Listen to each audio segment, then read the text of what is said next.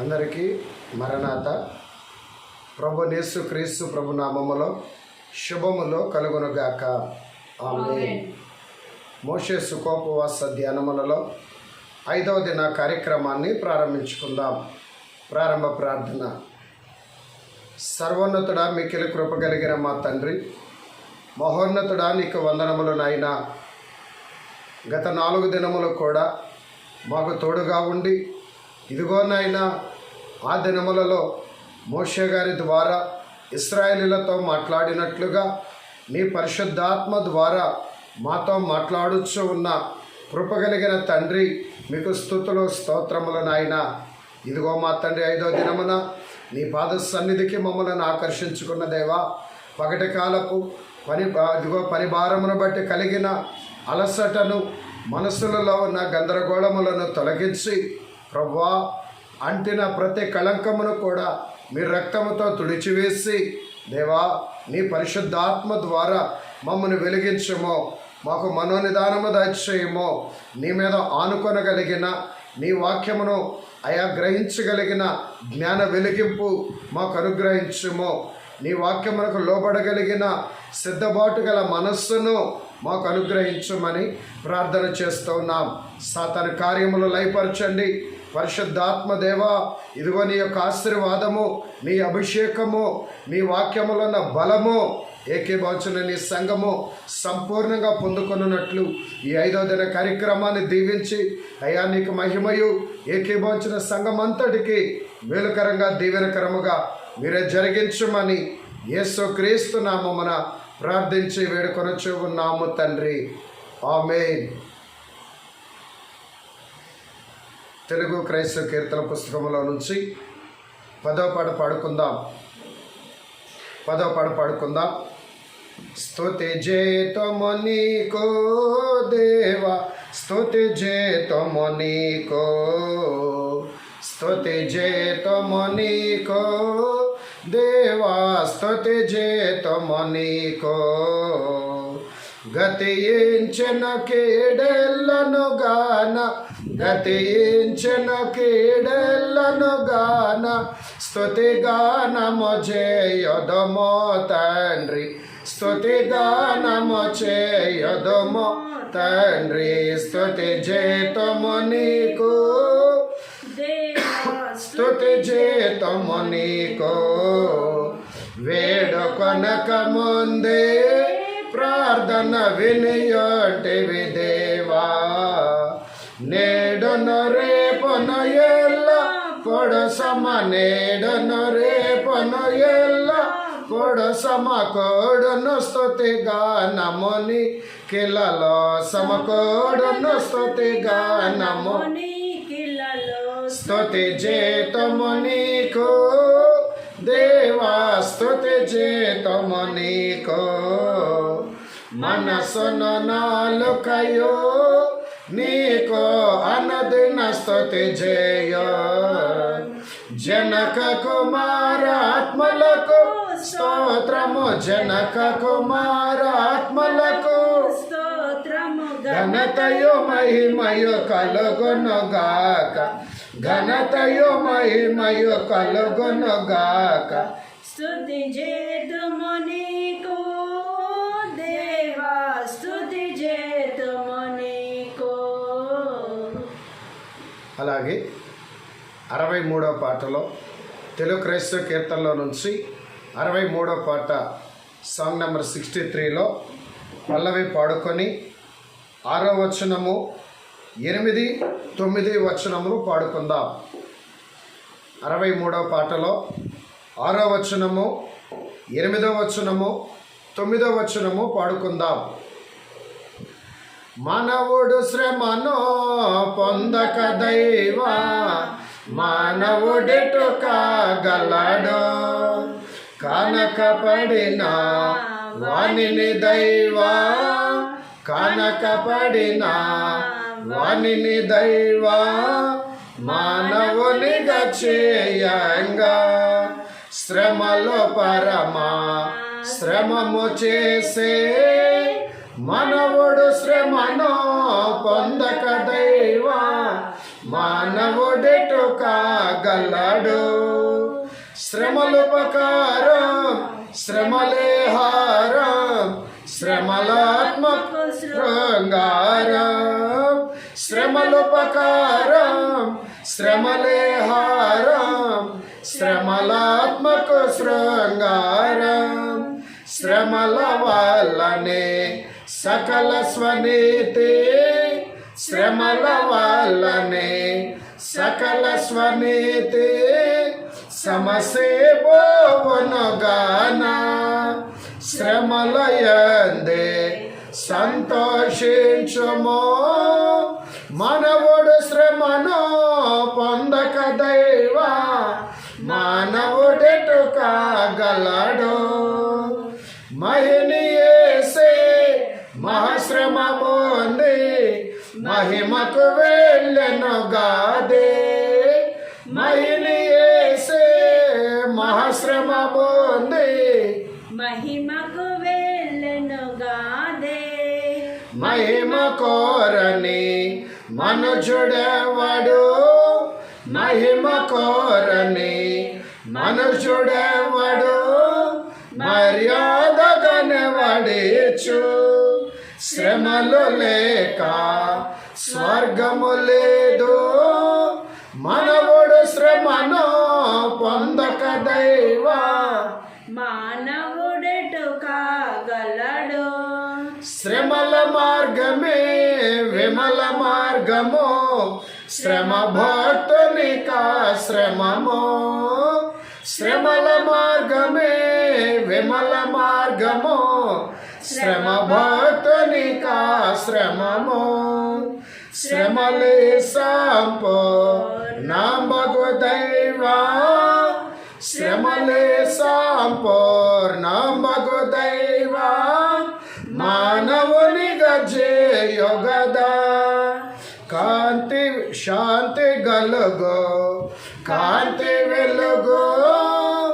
మనవుడు శ్రమను పొందక దైవ మానవుడెటు కాగలడు. త్రియక దేవుని స్తుతి చెల్లించుకొని క్రమాలను జరిగించుకుందాము. అందరూ కూడా మన ప్రభు మనతో ఉన్నారు. ఆయన మనలను విడిచివాడు ఎడబాయువాడు కాడు గనుక పరిపూర్ణమైన భయభక్తులతో మనోనిదానముతో త్రియక దేవునిని మనము స్తుతించుకొని క్రమాలను మనము జరిగించుకుందాం. గనుక దైవ సన్నిధిలో ఉన్న దేవుని సంగమా, భయభక్తులు, ఎందుకంటే ఆయన భూమి ఆకాశములు పట్టజాలని దేవుడు గనుక దేవదూతలు సైతము సమీపింపరానంత మహా తేజస్సు కలిగిన దేవుడు గనుక బహు జాగ్రత్తతో భయభక్తులతో మనోనిదానముతో ఆయనను స్తుతించుచు క్రమములలో వాక్య ధ్యానములో ఏకీభవించవలసిందిగా ప్రభు పేరట మనవి చేస్తూ ఉన్నాను.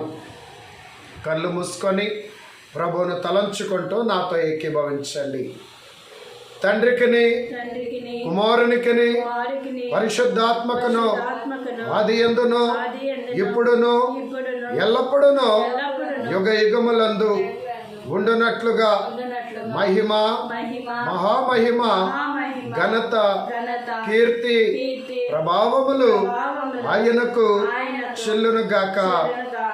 ఆమేన్.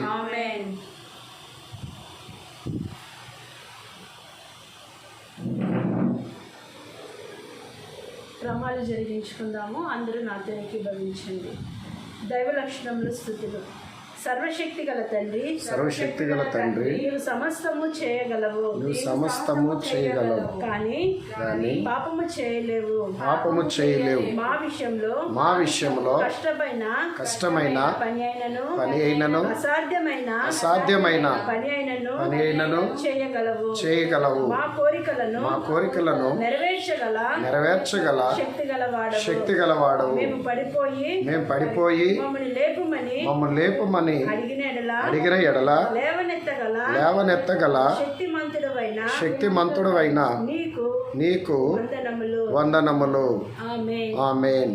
సర్వంబోలో నీవో సర్వమయ్యో నావో, సర్వంబోలో నీవో సర్వమయ్యో నావో, నిర్వహించితివినా నిఖిల కార్యములో, నిర్వహించితివినా నిఖిల కార్యములో. సైతాన్ని ఎదిరించు సూత్రములు. ప్రారంభ ప్రార్థన. ఓ త్రియేక దేవుడైన తండ్రి, సాతానును ఎదిరించవలెనని నీ వాక్య గ్రంథములో వ్రాయించినావు. ఇదిగో ఇప్పుడే నీ సన్నిధానమందు వాటిని ఎదిరించుచున్నాము. మా ఎదిరింపుల వలన సైతానుకు వేదన నిస్సత్తువ కలిగించుము. మా ఎదిరింపుల వలన నీకు మహిమ, సంగమునకు జయము కలిగించుము. దయగల తండ్రి, సర్వశక్తి గల తండ్రి, మేము సాతాన్ని ఎదిరించుటకు నీ సర్వశక్తిలో నుండి మాకు శక్తిని దయచేయి. శత్రు బలవంతుడి మీద అధికారం ఇచ్చి ఉన్నానని లూకా 10వ అధ్యాయములో రాయించున్నాం. కాబట్టి మా తండ్రి ఆ అధికారమును మేము వాడుకునే కృప దయచేయమని ప్రభునామములో వేడుకొనుచున్నాము.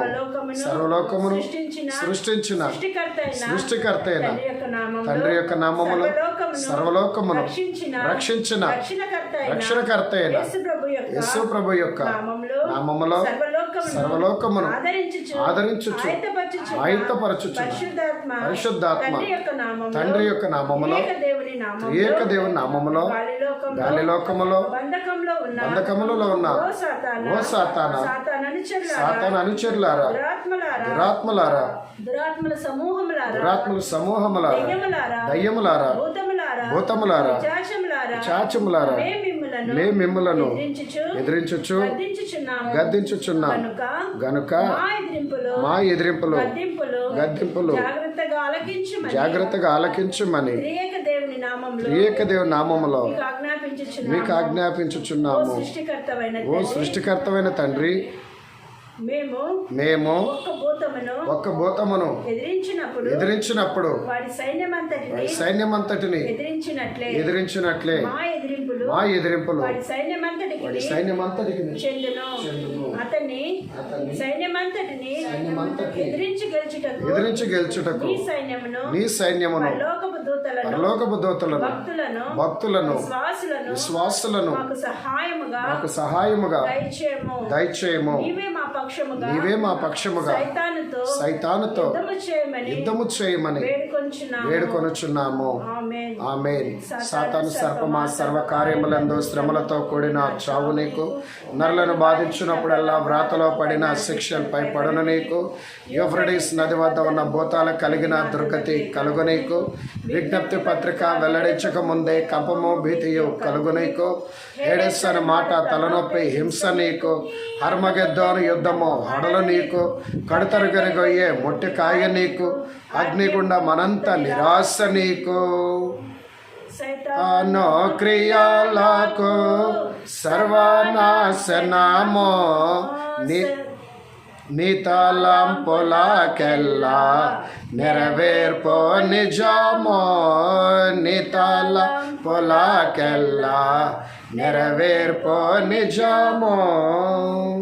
సమర్పణ ప్రార్థనలు స్థుతులు చెల్లించుకుందాము.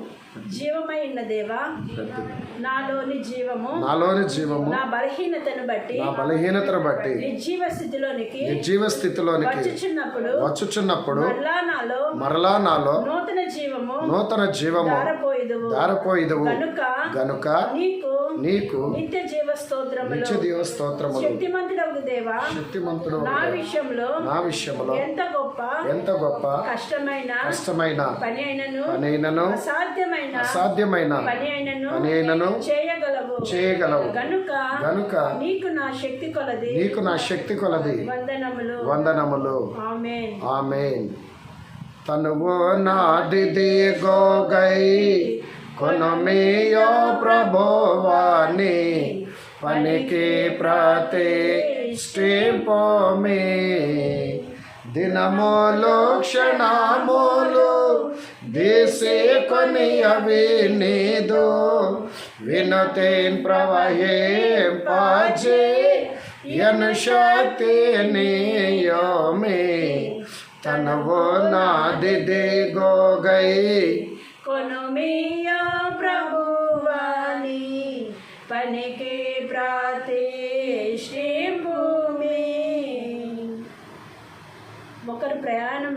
ఒకరు ప్రయాణమునకు వెళ్ళవలనని గోదావరి స్టేషన్ వచ్చేసరికి బండి దాటిపోయినది.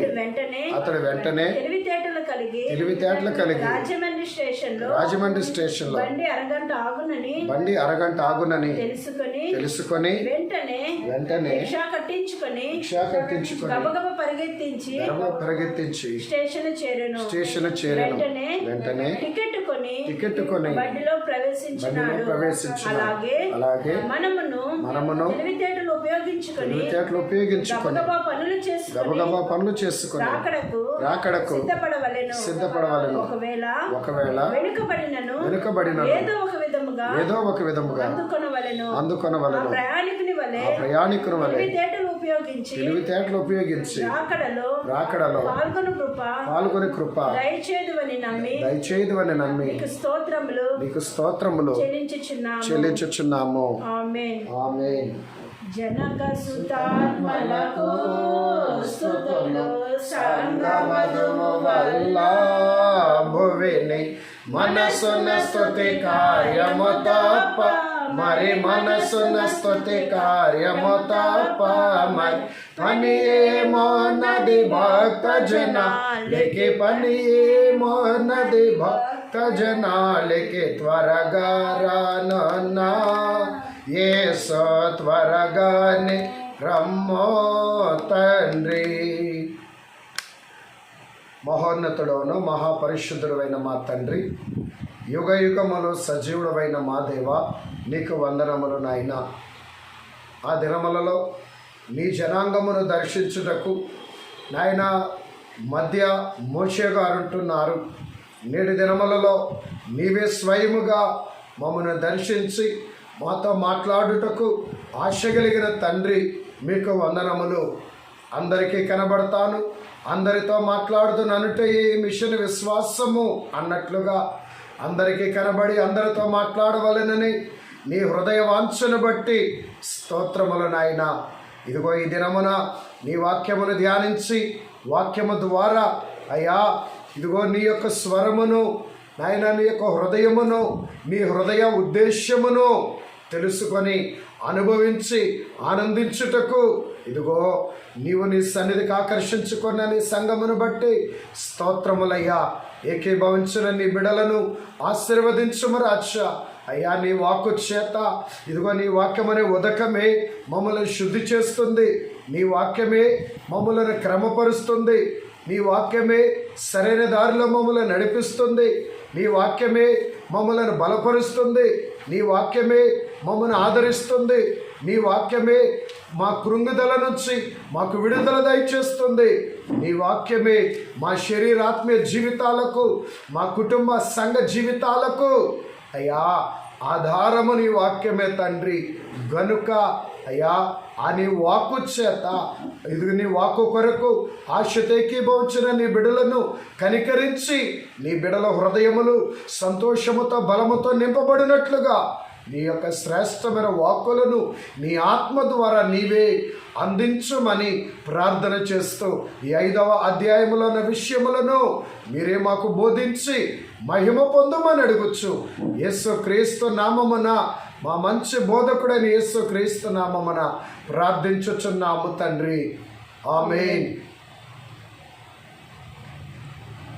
ప్రియమైన దేవుని సంగమా, ఈ 5వ దిన ధ్యానములో ఉన్న మనము నిర్గమకాండము 5వ అధ్యాయములో ఉన్న ఒక వచనమును మనము చదువుకుందాము. నిర్గమాకాండము 5వ అధ్యాయము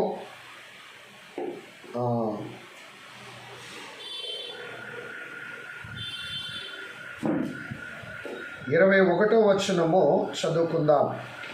యెహోవా మిమ్ము చూచి న్యాయము తీర్చునుగాక. ఫరో ఎదుటను అతని దాసుల ఎదుటను మమ్మను అసహ్యులనుగా చేసి మమ్ము చంపుటకై వారి చేతికి ఖడ్గమిచ్చితిరని వారితో అనగా, మోషే యెహోవా యొద్దకు తిరిగి వెళ్ళి, ప్రభువా, నీవేళ ఈ ప్రజలకు కీడు చేసితివి, నన్నేల పంపితివి? నేను నీ పేరట మాట్లాడుటకు ఫరో యొద్దకు వచ్చినప్పటి నుండి అతడు ఈ జనులకు కీడే చేయుచున్నాడు. నీ జనులను నీవు విడిపింపను లేదనిను.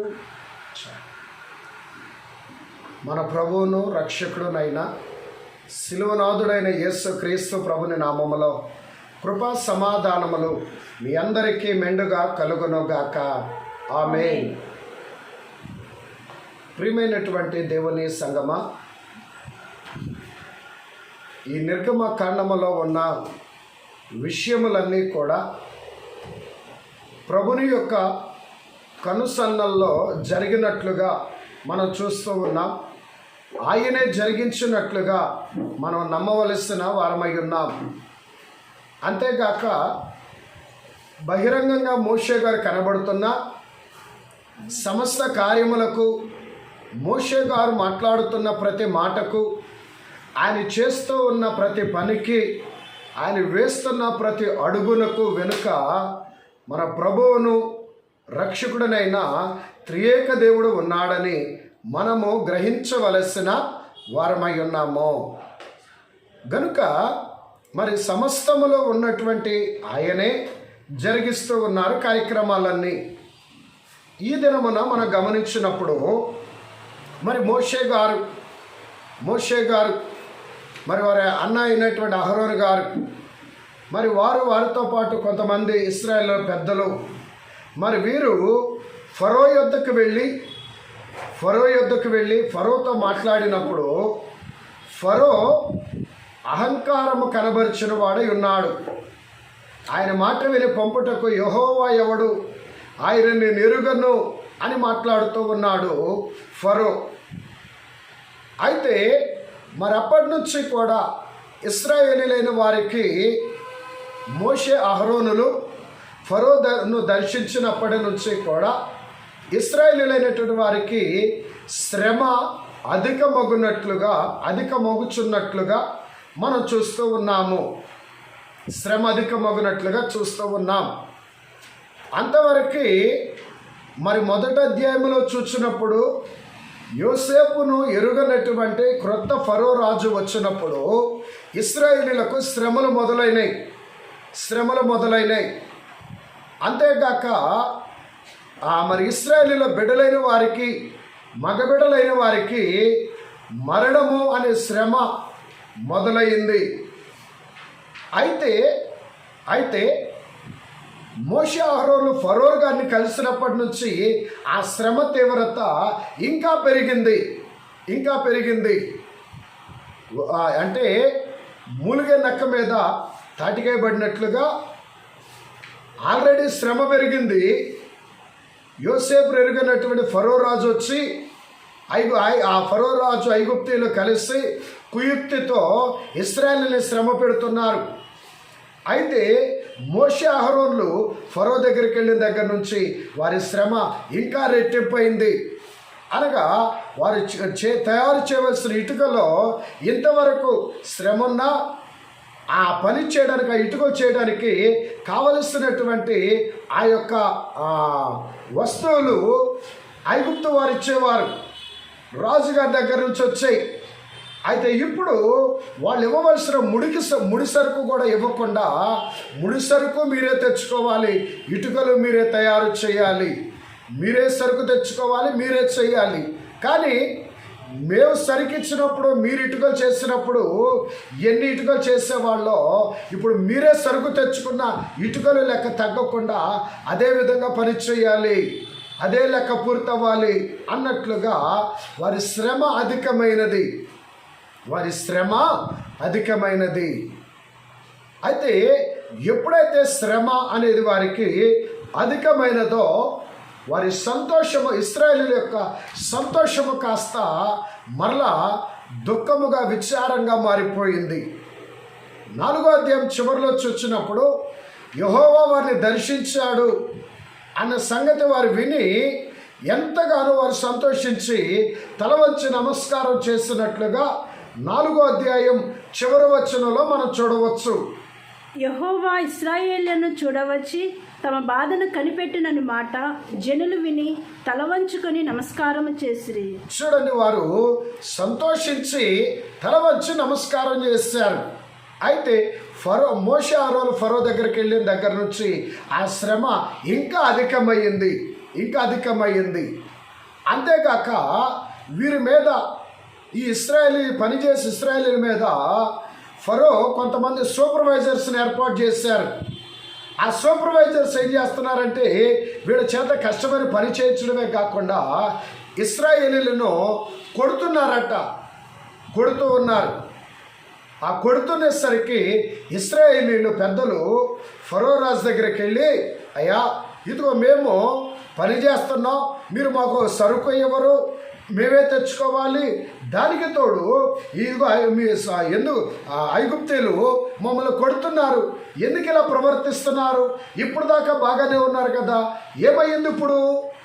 ఎందుకు ఇలా ప్రవర్తిస్తున్నారు? ఎందుకు ఇలాగ అన్యాయంగా ప్రవర్తిస్తున్నారు? తప్పు మీ ఐగుప్తీయుల దగ్గరే మీరు ఏర్పాటు చేసి ఐగుప్తు సూపర్వైజర్స్ది, వారి తప్పైనా సరే మమ్మల్ని శిక్షిస్తూ మమ్మల్ని కొడుతున్నారు, మేమే సరుకు తెచ్చుకోవాలి, మేమే పని చేయాలి, ఎంత చేయగలం అని చెప్పేసి ఆ ఇశ్రాయేలీయుల పెద్దలు ఫరో అన్నప్పుడు, అప్పుడు ఫరో అంటున్నారు, మీరు సోమరులు, మీరు వెళ్ళి పని చేయండి, మీకు ఏమాత్రం సరుకు ఇవ్వబడదు, కానీ ఇటుక లెక్క పూర్తి చేయాల్సిందే అని ఫరో రాజు కూడా కఠినంగా మాట్లాడేసరికి ఇశ్రాయేలీయులకు ఏం చేయాలో అర్థం కాక, ఒకటి శ్రమ, ఆ శ్రమతో పాటు మళ్ళా సరుకు తెచ్చుకొని ఏ రోజులకు ఆ రోజు పూర్తి, ఇంకా శ్రమ పెరగడం, ఆ శ్రమకు తోడు ఆ ఐగుప్తు సూపర్వైజర్స్ వీరిని కొట్టడం, 3 వంతుల శ్రమ పెరిగింది ఇశ్రాయేలీయులకి. 3 వంతుల శ్రమ అంటే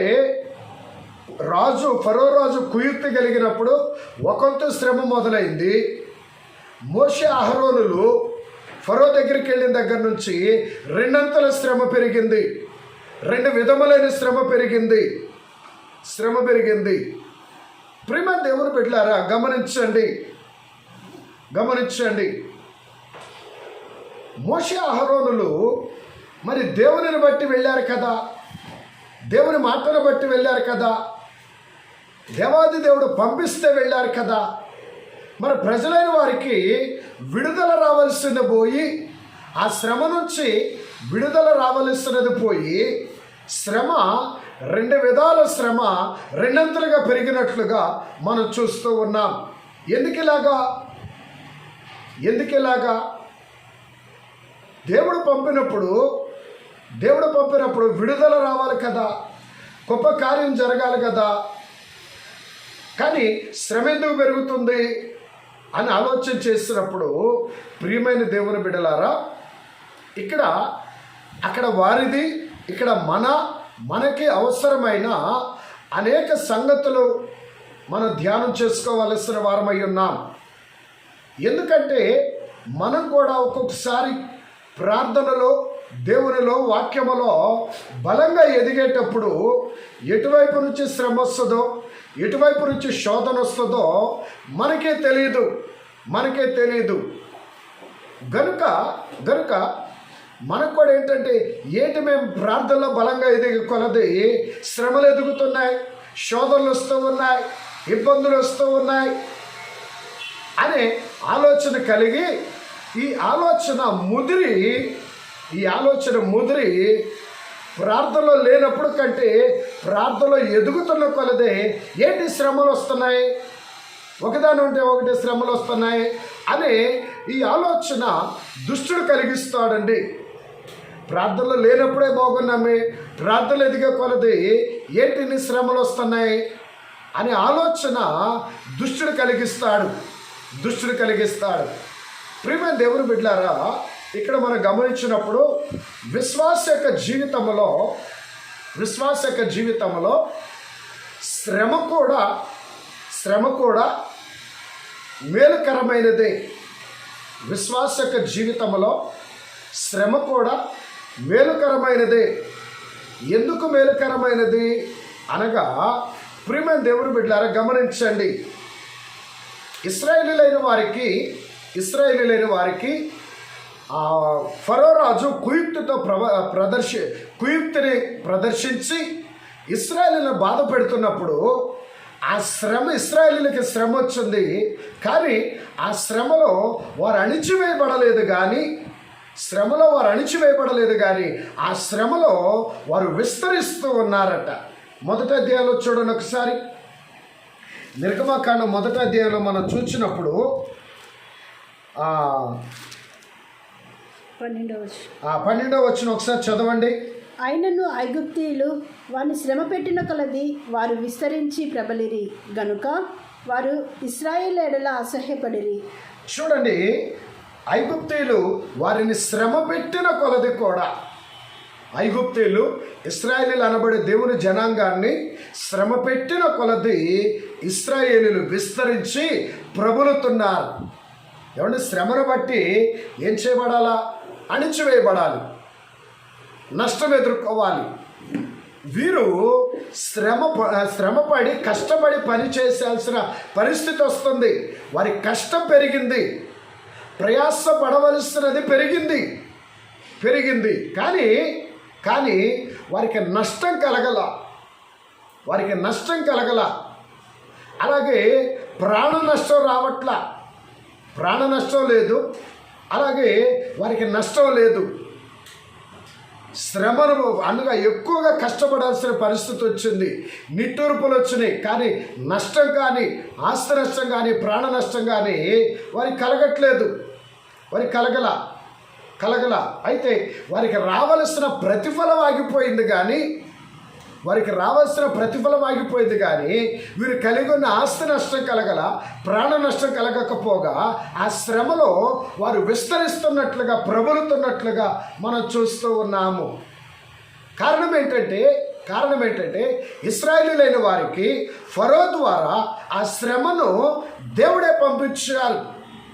ఇశ్రాయేలీలైన వారికి ఫరో ద్వారా ఆ శ్రమను దేవుడే పంపించారు. కనుక వారి జీవితంలోనికి శ్రమ అయితే వచ్చింది, కానీ అటు నష్టము కానీ ఇటు ప్రాణాపాయం కానీ వారికి కలగట్లా. అందుకే చూడండి, ఆ శ్రమలో వారు అణిచివేయబడకుండా విస్తరిస్తూ ఉన్నారు. ఎందుకంటే శ్రమ రెండు రకములుగా ఉంటుంది. శ్రమలు రెండు రకాలుగా ఉంటాయి. ఒకటి, మనం పాపం చేసి కొని తెచ్చుకునే శ్రమ. శ్రమలు, దేవుని మాట వినక, దేవుని మార్గంలో నడవక, దేవుని వాక్యానికి లోబడక, దేవుని సన్నిధి గౌరవించక, దేవుని సంఘాన్ని గౌరవించక, దేవుని ఆరాధన గౌరవించక, దేవుని బిడ్డలను గౌరవించక, దైవ సేవకులను గౌరవించక, మన సొంత నిర్ణయాలను బట్టి, మన సొంత ఆలోచనలను బట్టి నడిచి పాపం చేసి శ్రమలు కొని తెచ్చుకుంటూ ఉంటాం. ఇది ఒక రకమైన శ్రమ. రెండవది మనలను సరిచేయడానికి దేవుడు పంపించే శ్రమలు. మనల్ని సరిచేయడానికి దేవుడు పంపించే శ్రమ. అయితే ఇక్కడ ఇశ్రాయేలీలైన వారిని చూసినప్పుడు వారిని సరిచేసి, వారు ఏ మార్గంలో నుంచి దేవుని సన్నిధిలోంచి తప్పిపోయారో మరలా వారిని సరైన మార్గంలోనికి, దైవ మార్గంలోనికి నడిపించడానికి దేవుడు ఫరో గారి ద్వారా శ్రమ పంపినట్లుగా మనం చూస్తూ ఉన్నాం. అయితే ఇశ్రాయేలీలైన వారికి ఆ తీవ్రమైన శ్రమ మేలుకరముగా ఉంటున్నది. తీవ్రమైన శ్రమ మేలుకరమైన విడుదలకు కారణమైనది. తీవ్రమైన శ్రమ వారి యొక్క అంగలార్పు ప్రార్థన చేయడానికి కారణమైనది. తీవ్రమైన శ్రమ వారిని వారు పరిశీలించుకోవడానికి కారణమైనది. తీవ్రమైన శ్రమ వారు దేవుని సన్నిధిలో మొరపెట్టడానికి కారణమైనది. గనుక ఇప్పుడు శ్రమ అనేది వారికి మేలుకరంగా ఉంటుంది. మానవ జ్ఞానంతో ఆలోచన చేస్తే శ్రమ అనేది మన మీద మనకే విరక్తిని, మన మీద మనకే అసహ్యతను పుట్టిస్తుంది. శ్రమ అనేది మానవ జ్ఞానంతో ఆలోచన చేస్తే మన మీద మనకే విసుగుదల పుట్టిస్తుంది. కానీ ప్రియమైనటువంటి దేవుని సంగమా, ఆత్మీయ జీవితంలో విశ్వాసకి శ్రమ అనేది ఎంతో మేలుకరమైనది. మనల్ని క్రమపరచడానికి, మనల్ని దైవ మార్గంలో నడిపించడానికి, పరిశుద్ధ జీవితము జీవించడానికి, పాపము చేయాలంటే భయం కలిగి ఉండడానికి శ్రమ అనేది మన ఆత్మీయ జీవితంలో మేలుకరమైనదిగా ఉంటుంది. అందుకే దైవజనులు రాశారు. మనం పాడుకున్నాం కదా, ఏమని పాడుకున్నాం? 63వ వచనం, 63వ పాటలో 6వ వచనములో, శ్రమలుపకారం శ్రమలే హారం, శ్రమలాత్మకు శృంగారం. శ్రమలుపకారం శ్రమలే హారం, శ్రమలాత్మకు శృంగారం. శ్రమల వల్లనే సకల స్వనీతి, శ్రమల వల్లనే సకల స్వనీతి, సమసే పోవనుగానా. శ్రమలయందే సంతోషించుమో. శ్రమలుపకారం శ్రమలే హారం, శ్రమల ఆత్మకు శృంగారం.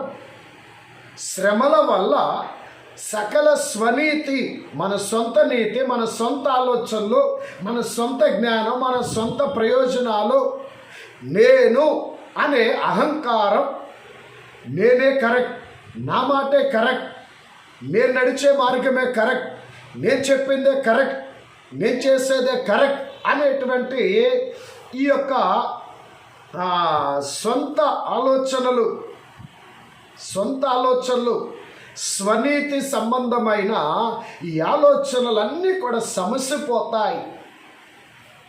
నా వల్ల నా జ్ఞానము, నా శక్తి, నా జీవితం అంతా అప్రయోజనమైనది, అయోగ్యమైనది. దేవుని ఎదుట, ఆయన నామము ఎదుట, అని సన్నిధి ఎదుట నేను ఎన్నికలేని వారము, మేము బలహీనులము, మేము అయోగ్యులము అని మన జ్ఞానానికి సరైన తలంపులు అందించి మనల్ని మనం తగ్గించుకునేటట్లుగా చేసేది శ్రమ.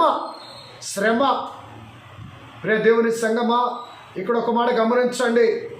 నాకన్నీ తెలుసులు అనుకునేవారు, నేనే కరెక్ట్ అనుకునేవారు ఎవరు చెప్పింది కూడా వినటానికి ఇష్టపడరు.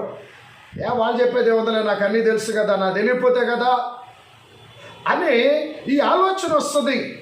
ఈ ఆలోచన ఎప్పుడైతే వస్తుందో అది గర్వంతో కూడిన ఆలోచన. అరే నాకు తెలుసు కదా, నేను విన్నాను కదా, నేను చేశాను కదా, ఇదిగో నేను చూశాను, నాకు అన్నీ తెలుసులే, వాళ్ళు చెప్తే నేను వినేదేంటి, నా తెలియపోతే కదా. ఈ ఆలోచన ఎప్పుడైతే ఉంటుందో, ఈ ఆలోచన ఎప్పుడైతే వస్తుందో, ఎదుటివారి చెప్పే మంచి మాటలు, దైవికమైన మాటలు వినకుండా ఈ గర్వపు ఆలోచన దుష్టులు పుట్టించి మంచి మాట, మంచి ఆలోచన, మంచి వాక్యం మన లోనికి రాకుండా ఈ గర్వం అనే ఆయుధాన్ని దుష్టుడు ఉపయోగిస్తాడండి.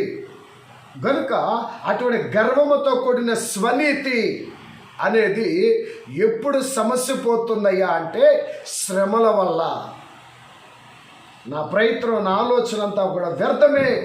ఇదిగో నాకు అన్నీ తెలుసు అనుకున్నాను, నేను చేసే కాదే కరెక్ట్ అనుకున్నాను, కానీ నా జీవితంలో ఎదురైన దెబ్బలు, నాకు తగిలిన దెబ్బలు, నాకు కలుగుతున్న ఇబ్బందులు, నాకు కలుగుతున్న శోధన బట్టి చూడక నాకన్నీ తెలుసు అన్నట్టుగా నడిచి, దేవునికి వ్యతిరేకంగా నడిచి, దేవుని మార్గాన్ని విడిచి, దేవుని ఏర్పాటును విడిచి, దేవుని సన్నిధిని విడిచి, దైవ వాక్యాన్ని విడిచి, నా ఇష్టం వచ్చినట్లుగా నడిచి నా జీవితంలో సమాధానము లేకుండా చేసుకున్నాను.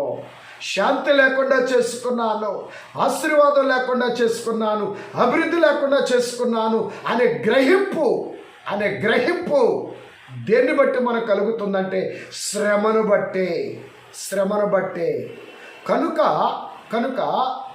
దేవుని సంగమా, మనకి శ్రమలు కలుగుతూ ఉన్నప్పుడు మనం గమనించుకోవాల్సింది ఏంటంటే నాలో ఇంకా ఏదో తప్పిదం ఉన్నది, నాలో ఇంకా ఏదో పాప లోపం ఉన్నది, నాలో ఇంకా ఏదో పాప సంబంధమైన ఆనవాళ్ళు నాలో ఉన్నాయి. అందుకే ఈ శోధన నాకు కలుగుతున్నాయి అని ఎప్పటికప్పుడు మనం పరిశీలన చేసుకోవాలి. ఎలాగా? మనం పరిశీలన చేసుకోవడమే కాకుండా దేవుని సన్నిధికి వచ్చి దావీదు గారి వలె మనం బ్రతిమలాడుకోవాలి. ఏమని బ్రతిమలాడుకోవాలి? దావీదు గారు ఏమంటున్నారు? దేవా, నీకు ఆయాసకరమైన మార్గము నా యందున్నదేమో, నన్ను పరిశీలించుము. చూడండి, కీర్తన గ్రంథములో ఆ వచనాన్ని ఒకసారి మనం చదువుకుందాం. ఆ కీర్తన గ్రంథం 139వ అధ్యాయము 24వ వచనం. కీర్తన గ్రంథం భజన సంగీత చాప్టర్ 139 వర్సెస్ 24. నీకు ఆయాసకరమైన మార్గము నాయందున్నదేమో చూడుము, నిత్య మార్గమున నన్ను నడిపింపుము. నీకు ఆయాసకరమైనటువంటి మార్గము నా యందున్నదేమో చూడుము. దేవుని బిడ్డలారా, దైవ సన్నిధిలోనికి వచ్చి ఇదిగో నాలో ఏ పాపం లేదు కదా అనుకోకూడదు, లేదా నేనేం చేశాను అనుకోకూడదు. దేవా, ఇదిగో నన్ను నేను పరిశీలించుకున్నానయ్యా, ఇదిగో నాకు తెలిసినంత వరకే, నా జ్ఞాపకం ఉన్నంత వరకే నీ సన్నిధిలో ఒప్పుకొనిచున్నాను ప్రభువా. అయినా ఇదిగో నా మతిమరుపును క్షమించి ఇంకా నీకు ఆయాసకరమైన, నీకు ఇబ్బందికరమైన నన్ను దర్శించుటకు, నాలోనికి వచ్చుటకు, నీ ఆత్మ నాపై కృమ్మరించుటకు, నీవు నాతో మాట్లాడుటకు అడ్డుగా ఉండే ఏ పాపమైన నాలో ఉన్నదా, నిన్ను బాధ పెట్టే ఏ దుస్థితి అయినా నాలో ఉన్నదా, ఏ చెడుగైనా నాలో ఉన్నదా, ఏ బలహీనత అయినా నాలో ఉన్నదా అని ఏం చేయాలి? మనము పరిశీలించుకొని దేవుని ఎదుట అడగాలి. కీర్తనాకారుడు అడుగుతున్నట్లుగా, దేవా, అయ్యా నేను కాదయ్యా, నీవు నన్ను పరీక్షించు.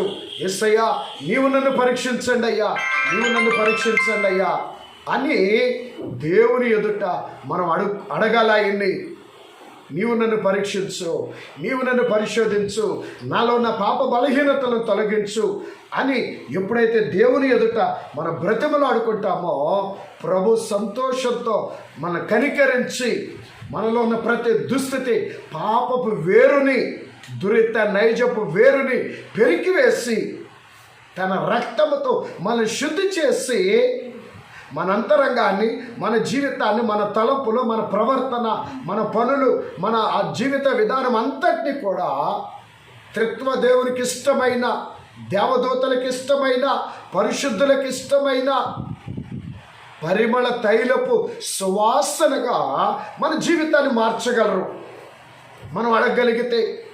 చూడండి, మనం ఆశీర్వాదాలు అడుగుతాం, స్వస్థతలు అడుగుతాం, మేలులు అడుగుతాం, శోధన నుంచి విడుదల అడుగుతాం. కానీ ఓ విశ్వాసి, ఈ దినమున మనం ఇలాగ అడగగలిగితే ఏమని అడగగలిగితే, అయ్యా ఇదిగో నిన్ను బాధ పెట్టి, నీకు ఇబ్బంది కలిగించి ప్రతి దుస్థితి నాలో నుంచి తొలగించు, నన్ను నీవు పరీక్షించి నన్ను సరిచేయి, నన్ను శుద్ధి చేయి, నీకు ఇష్టమైన పరిమళతో సువాసనగా నన్ను మార్చుమని మనం అడగగలిగితే నిజంగా మన ద్వారా ప్రభు ఎంత సంతోషిస్తారో గనుక ఈ విషయాన్ని గమనించండి. అయితే మన వాక్యం దగ్గరకు వచ్చినట్లయితే, మరి ఇంత శ్రమ ఇశ్రాయేలీయులకు పెరుగుతూ ఉన్నప్పుడు వారు చివరికి ఇక అక్కడి నుంచి ఫరో గారి దగ్గర నుంచి తిరిగి వస్తున్నప్పుడు, ఇదిగో మనం దురవస్థలో పడి ఉన్నామని చెప్పి వారెంతగానో ఆల్రెడీ అప్పటికే విసుగుదల, నిట్టూర్పులతో ఉన్న వారు ఇంకా ఈ 2 విధములైన శ్రమ 2 అంతలు పెరగడాన్ని బట్టి ఎంతగానో చిరాకుతో అప్పటి వరకు దేవుడు దర్శించిన సంగతిని బట్టి ఆనందించిన ఇశ్రాయేలీయులు వెంటనే మరలా వారికి చిరాకు, కోపము, వీరి మీద అసూయ ఇవన్నీ వచ్చేసేసి ఎంతగానో వారు బాధపడుతున్నట్లుగా మనం ఇక్కడ చూస్తూ ఉన్నాం. ఎందుకంటే వారు పూర్తిగా దేవుని మీద ఆధారపడటం వారు నేర్చుకోవాలి. ఇదిగో మేము వెళ్ళాం, మాట్లాడాం, ఫరో మా మాటబడి చేశాడు. అయ్యా మోషే, ఇదిగో మీరు మా మధ్యలోకి రాబాకండి, మమ్మల్ని కదిలించబాకండి, మాకెందుకు లేనిపోయిన శ్రమ వస్తుంది. ఇదిగో మేము వెళ్ళా మాట్లాడుకొచ్చుకున్నాం, మేము ఏదో ఏర్పాటు చేసుకొచ్చుకున్నాం. మన అచ్చ తెలుగులో చెప్పాలంటే మేము వెళ్ళి ఏదో ఫరోతో ఎట్లాగో కాళ్ళలో గడ్డాలో పట్టుకొని మాట్లాడి మాకు అనుకూలంగా ఆయన సెట్ చేసుకొచ్చుకున్నాం, మీరు రాబాకండి అయ్యా అని ఇశ్రాయేలీలు అనే ఛాన్స్ ఉండవచ్చేమో. గనుక వారి ప్రయత్నాలన్నీ, లోకానుసారమైన ప్రయత్నాలన్నీ వ్యర్థమై దేవుని ద్వారానే వారికి విడుదల, దేవుని ద్వారానే వారికి మేలు కలుగునట్లుగా ఇశ్రాయేలీయులు చేసిన ప్రయత్నం అంతా కూడా వ్యర్థమైనట్లుగా మనం ఇక్కడ చూస్తూ ఉన్నాం.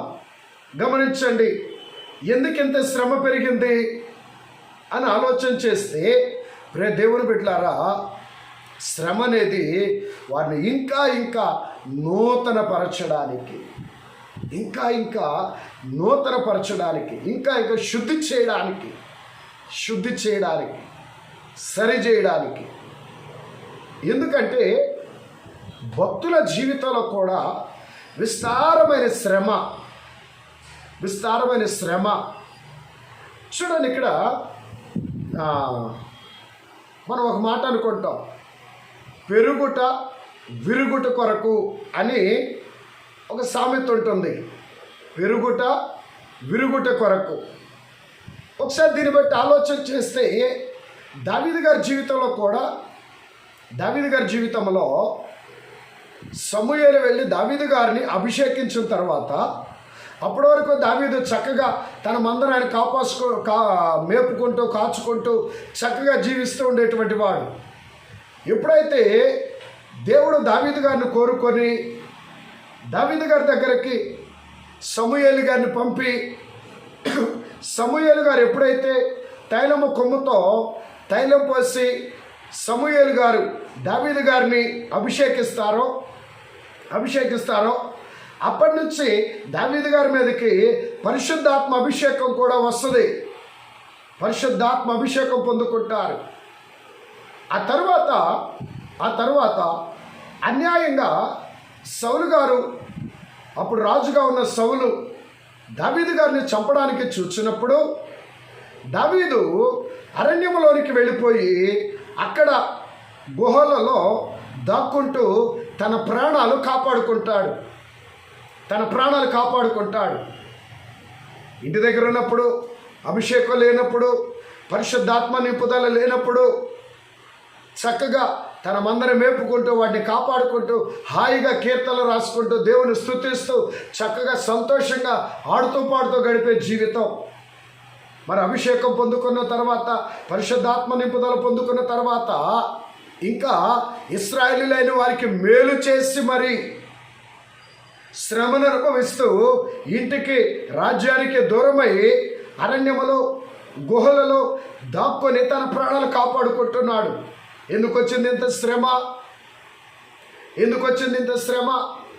దేవుడు అభిషేకించినప్పుడు, ఇశ్రాయేలీయుల మీద రాజుగా ఉన్నప్పుడు, ఇంకా దావీదు గారి గురించి సౌలు గారు ఏమంటున్నారంటే, దేవుడు తన చిత్తానుసారమైన మనస్సు గల యొక్కనిని కనుగొని ఉన్నాడు అని దావీదు గారి పక్షంగా సౌలు రాజు మాట్లాడుతున్నాడు. దేవుడు తన చిత్తానుసారమైన మనసు కలిగిన వాడట దావీదు గారు. మరి అటువంటి దైవ చిత్తానుసారమైన మనసు కలిగిన వాడు, సమూయేలు ద్వారా అభిషేకింపబడిన వాడు, పరిశుద్ధాత్మ నింపుదల కలిగిన వాడు, మరి ఇశ్రాయేలీయులకి మేలు చేస్తున్న వాడు, ఈ రోజున దీవెన పొందాల్సింది పోయి, ఘనత పొందాల్సింది పోయి, ఆశీర్వాదం పొందాల్సింది పోయి, సౌలు రాజు చేత తరమబడి అరణ్యంలోనికి వెళ్ళి గుహలలో దాక్కొని తన ప్రాణాలు కాపాడుకుంటున్నాడే. ఎందుకు వచ్చింది శ్రమ? ప్రియ దేవుని బిడ్డలారా, గమనించండి. ఆ శ్రమ సమయంలో మన అంతరంగాన్ని మన అంతరంగ ఆలోచన విధానాన్ని, మన తలంపులను, మన ఓర్పుని, మన నిరీక్షణను, మన విశ్వాసుల నిలకడను, దైవ చిత్తానికి మనమిచ్చే ప్రాధాన్యతను ప్రభు గమనిస్తూ ఉంటారు, పరీక్షిస్తూ ఉంటారు. ఆ సమయంలో కూడా దావీదు గారు ఆ శ్రమ కలిగినప్పుడు సౌలు దావీదును వెతుక్కుంటూ గుహ దగ్గరికి వెళ్తాడు. గుహ లోపల దావీదు గారు ఉంటారు. అదే గుహ దగ్గరికి వెళ్ళి లోపలికి వెళ్లకుండా ఆ ఎంట్రన్స్లోనే ఆ గుహ దగ్గరే విశ్రాంతి తీసుకుంటూ ఉంటారు సౌలు దావీదు కోసం వచ్చాడు, కానీ దావీదు గారికి సౌలు దొరికాడు, కానీ సౌలు గారికి దావీదు దొరకల. ఆ టైంలో దావీదు గారు పగ తీర్చుకోకుండా దేవుడు తన ఆత్మ దేవుడు అభిషేకించిన వారిని నేను ముట్టను అని దావీదు సౌలు అన్యాయంగా తరుముతున్న, సౌలు అక్రమకారుడుగా ఉన్న దేవుని అభిషేకాన్ని బట్టి దావీదు సౌలుని చంపకుండా గౌరవించి వదిలిపెట్టేస్తాడండి. ఎవరి ద్వారా తరమబడుతున్నాడో ఆ సౌలే చేతికి దొరికిన దావీదు దేవుడిచ్చిన అభిషేకాన్ని బట్టి సౌలును గౌరవించడాన్ని బట్టి దావీదు తన్ను అణుచుకొని ఆ శ్రమలో ఉన్న, తరమబడుతున్న, బిక్కుమంటూ ఆ గుహలలో ప్రాణాలు కాపాడుకుంటున్న ఆ శ్రమలో ఉండి కూడా దేవుని అభిషేకానికి విలువిస్తూ ఉన్నారు. అదే దేవుడు మనలో కోరుకునేది, మనలో ఆయన వెతికేది. కొన్ని దీవెనలు ఇచ్చిన తర్వాత, కొంత ఆశీర్వాదకరమైన, కొంత సంతోషకరమైన స్థితి వచ్చిన తర్వాత వీరు ఎంతవరకు స్థిరంగా ఉంటారని చిన్న శోధన పంపింది ప్రభు మనల్ని పరీక్షిస్తూ ఉంటారు. అబ్రహాము గారు కూడా అలాగే పరీక్షించారు కదా. తన ఏకైక కుమారుడిని బలివ్వమని అడిగినప్పుడు అబ్రహాం ఏం చేస్తాడా అని పరీక్షించాడు. ఎప్పుడైతే అబ్రహాము గారు ఆ కుమారుని ఇస్సాకుని బలివ్వడానికి సిద్ధపడ్డాడో అప్పుడు వెంటనే యెహోవా దూత, అబ్రహామా నీవు ఆ బిడ్డ మీద నీ కత్తి వేయొద్దు, దీనిని బట్టి నువ్వు దేవునికి భయపడి వాడవద్దు అని నేను తెలుసుకొని ఉన్నానని యెహోవా దూత మాట్లాడుతున్నట్లుగా మనం ఆదికాండంలో చూడగలుగుతున్నాం. కాబట్టి ప్రియమైన దేవుని బిడ్డలారా, మా శ్రమ సమయంలో మనం ఎలా ఓర్చుకుంటాం, ఎలా నిరీక్షణ కలిగి ఉంటాం, ఎలా విశ్వాసం కలిగి ఉంటాం, ఎలా దేవుని మీద ఆనుకుంటాం, ఎలా దేవునికి ప్రాధాన్యత ఇస్తాం అనేది గమనిస్తూ ఉంటారండి. అందుకే చాలా జాగ్రత్తగా ఉండాలి. శ్రమలో సైతం బహు జాగ్రత్తగా మనం ఉండాలి. ఇక్కడ ఒక ఉదాహరణ నేను తెలియచేస్తాను. చాలామంది శ్రమలను బట్టి వారి దూషించుకుంటూ ఉంటారు, లేదా ఆ శ్రమను బట్టి వారిని వారు శపించుకుంటూ ఉంటారు, వారి జీవితాన్ని వారు శపించుకుంటూ ఉంటారు. ఏం జీవితం అండి, శాంతి లేదు, సమాధానం లేదు. ఏం జీవితం అండి, శ్రమలు, సంతోషం లేదు, ఆనందం లేదు, ఆరోగ్యం లేదు, సమృద్ధి లేదు, ఏం బ్రతుకండి, ఎంత కష్టపడినా ఏముంది అని చెప్పి చాలామంది వారిని వారే తక్కువ చేసుకొని మాట్లాడుకుంటుంటారు. ఇటు వారందరూ కూడా ఈ మాటలు మాట్లాడేవారు ఎవరయ్యా అంటే దేవుని యందు విశ్వాసం లేనోళ్ళు, విశ్వాసంతో ప్రార్థించిన నిరీక్షణ లేనోళ్ళే ఇలాగున మాట్లాడతారు. మాట్లాడి వారిని వారు దూషించుకుంటారు. ఎప్పుడైతే మళ్ళీ మనం దూషించుకుంటున్నామో దేవుణ్ణి అవమానిస్తూ ఉన్నాం. ఈ సందర్భంలో ఒక చక్కటి ఉదాహరణ ఏమిటనగా దైవజనులైన దేవదాసయ్య గారి కాలంలో ఆయనకి ఆ కాలుకి ఆ గాయములు ఉండి, ఆ గాయములలో నుంచి ఆ రసికలు కారుతుండే అప్పుడు ఆయన దగ్గర ఉన్నటువంటి మరి తల్లిగారు ఏం చేసేవాళ్ళంటే వాటిని క్లీన్ చేసి కట్లు కడుతూ ఉండేవారు. ఆ సమయంలో అక్కడ ఉన్నటువంటి ఒక గొప్ప దైవజనులు ఏలూరు ప్రాంతంలో, మన ఆంధ్రప్రదేశ్లో ఏలూరు ప్రాంతంలో సేవ చేసేవాళ్ళు ఒక అయ్యగారు. ఆ అయ్యగారు ఆ రసికల కారటం చూసి, ఏంటినా, ఏంటి కాళ్ళు, ఏంటి జీవితం, ఏంటి శ్రమ, ఇంత భయంకరమైన శ్రమ, ఏంటి ఇరికి జీవితం, ఏంటి ఇరికి బాధ, ఏ జీవితం ఏంది అన్నట్లుగా తన మనస్సులో అనుకున్నాడట. ఆ అయ్యగారి పేరు జి శామ్యూల్ అయ్య గారు. ఆ సమయంలో ఆ కట్లు కట్టుతూ ఆ అమ్మగారు, మరి తెనాలి ప్రాంతంలో ఉన్న మా పెద్దమ్మగారు, అప్పుడు శకుంతల శామ్యూల్ గారని మా పెద్దమ్మగారు అయ్యగారికి ఆ పరిచర్య చేస్తూ ఉండేదట. ఇది ప్రస్తుతం ఆత్మీయ తండ్రిగా చెప్పగా మేము తెలుసుకున్న సంగతి. అయితే ఈయన మనస్సులో ఏంటి జీవితం, ఏంటి గాయాలు, ఏం బ్రతుకు అన్నట్లుగా తన మనస్సులో అనుకున్నారట. ఆ అనుకున్న సంగతి దైవజనులు ఎరిగిన వారై తర్వాత రోజు ఆయన పిలిచి జి శామ్యూల్ అయ్య గారిని శామ్ అని పిలిచి ఒక పెన్ను పేపర్ తీసుకొని రమ్మని చెప్పి ప్రక్కన కూర్చోబెట్టుకొని తెలుగు క్రైస్తవ కీర్తనలో ఉన్న 65వ పాట రాయించారండి. తెలుగు క్రైస్తవ కీర్తనలో ఉన్న 65వ పాట, తెలుగు క్రైస్తవ కీర్తనలో ఉన్న 65వ పాట, ఆనందకరమైనది మన బ్రతికెంతో ఆశ్చర్యకరమైనది. ఆనందకరమైనది మన బ్రతుకెంతో ఆశ్చర్యకరమైనది, మన బ్రతుకెంతో అద్భుతకరమైనది,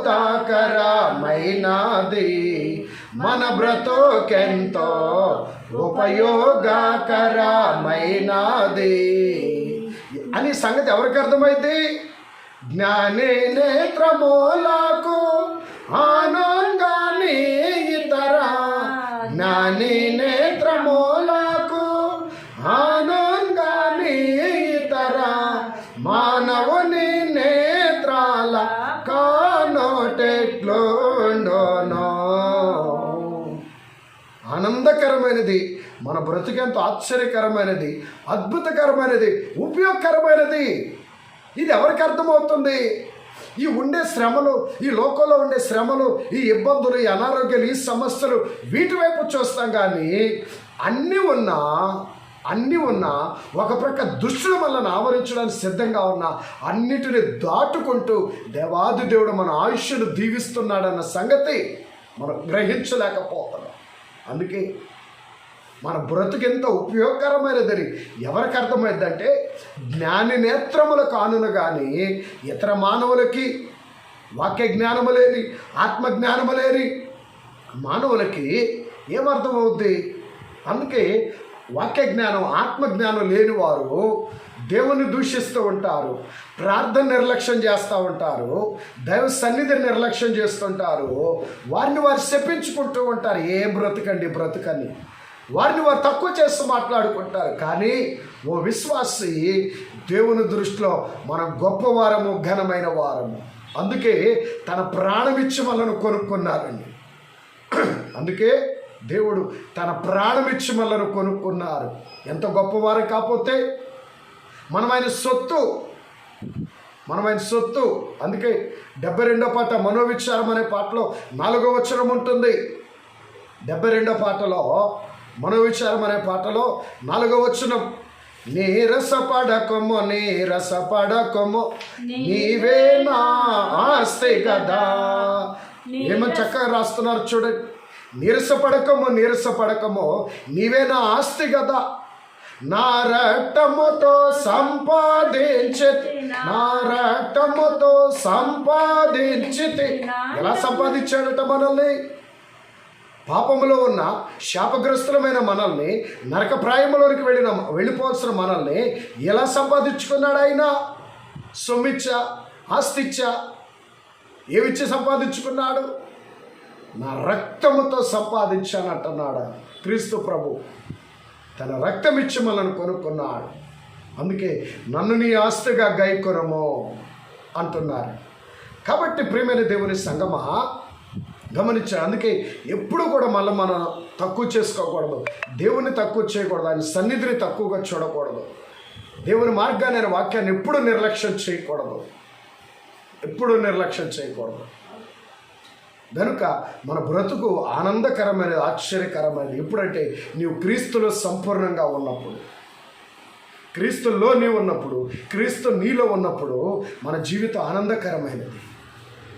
ఇశ్రాయేలీయులు అట్టి స్థితిని విడిచి ఐగుప్తులోనికి వెళ్ళిపోయేసరికి, ఐగుప్తుల జీవితాల విధానంలోకి వెళ్ళిపోయేసరికి, అందులోంచి సంపూర్ణంగా బయటికి తీసుకుని రావటానికి వారిలో ఉన్న ఐగుప్తు సంబంధమైన ఆ వేరును పెళ్లగించడానికి అంత శ్రమను పంపించారు.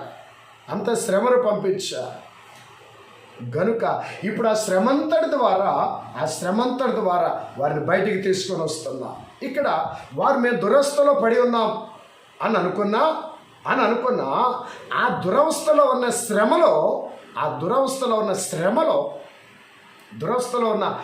శ్రమను బట్టి ప్రభు చూస్తూనే ఉన్నారండి. అయితే ప్రభు ముందుగానే చెప్పారు, ఆయన మిమ్మల్ని పోనివ్వడు. చూడండి, ఆ నిర్గమకాండములో ముందు వచనాల్లో మనం చూస్తే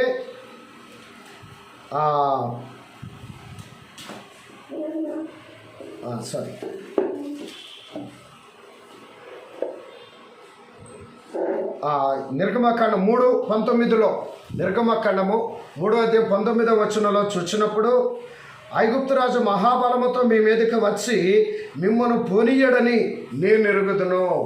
ఆయన మిమ్మల్ని పోనీయడని నేను ఎరుగుదును, నాకు తెలుసు.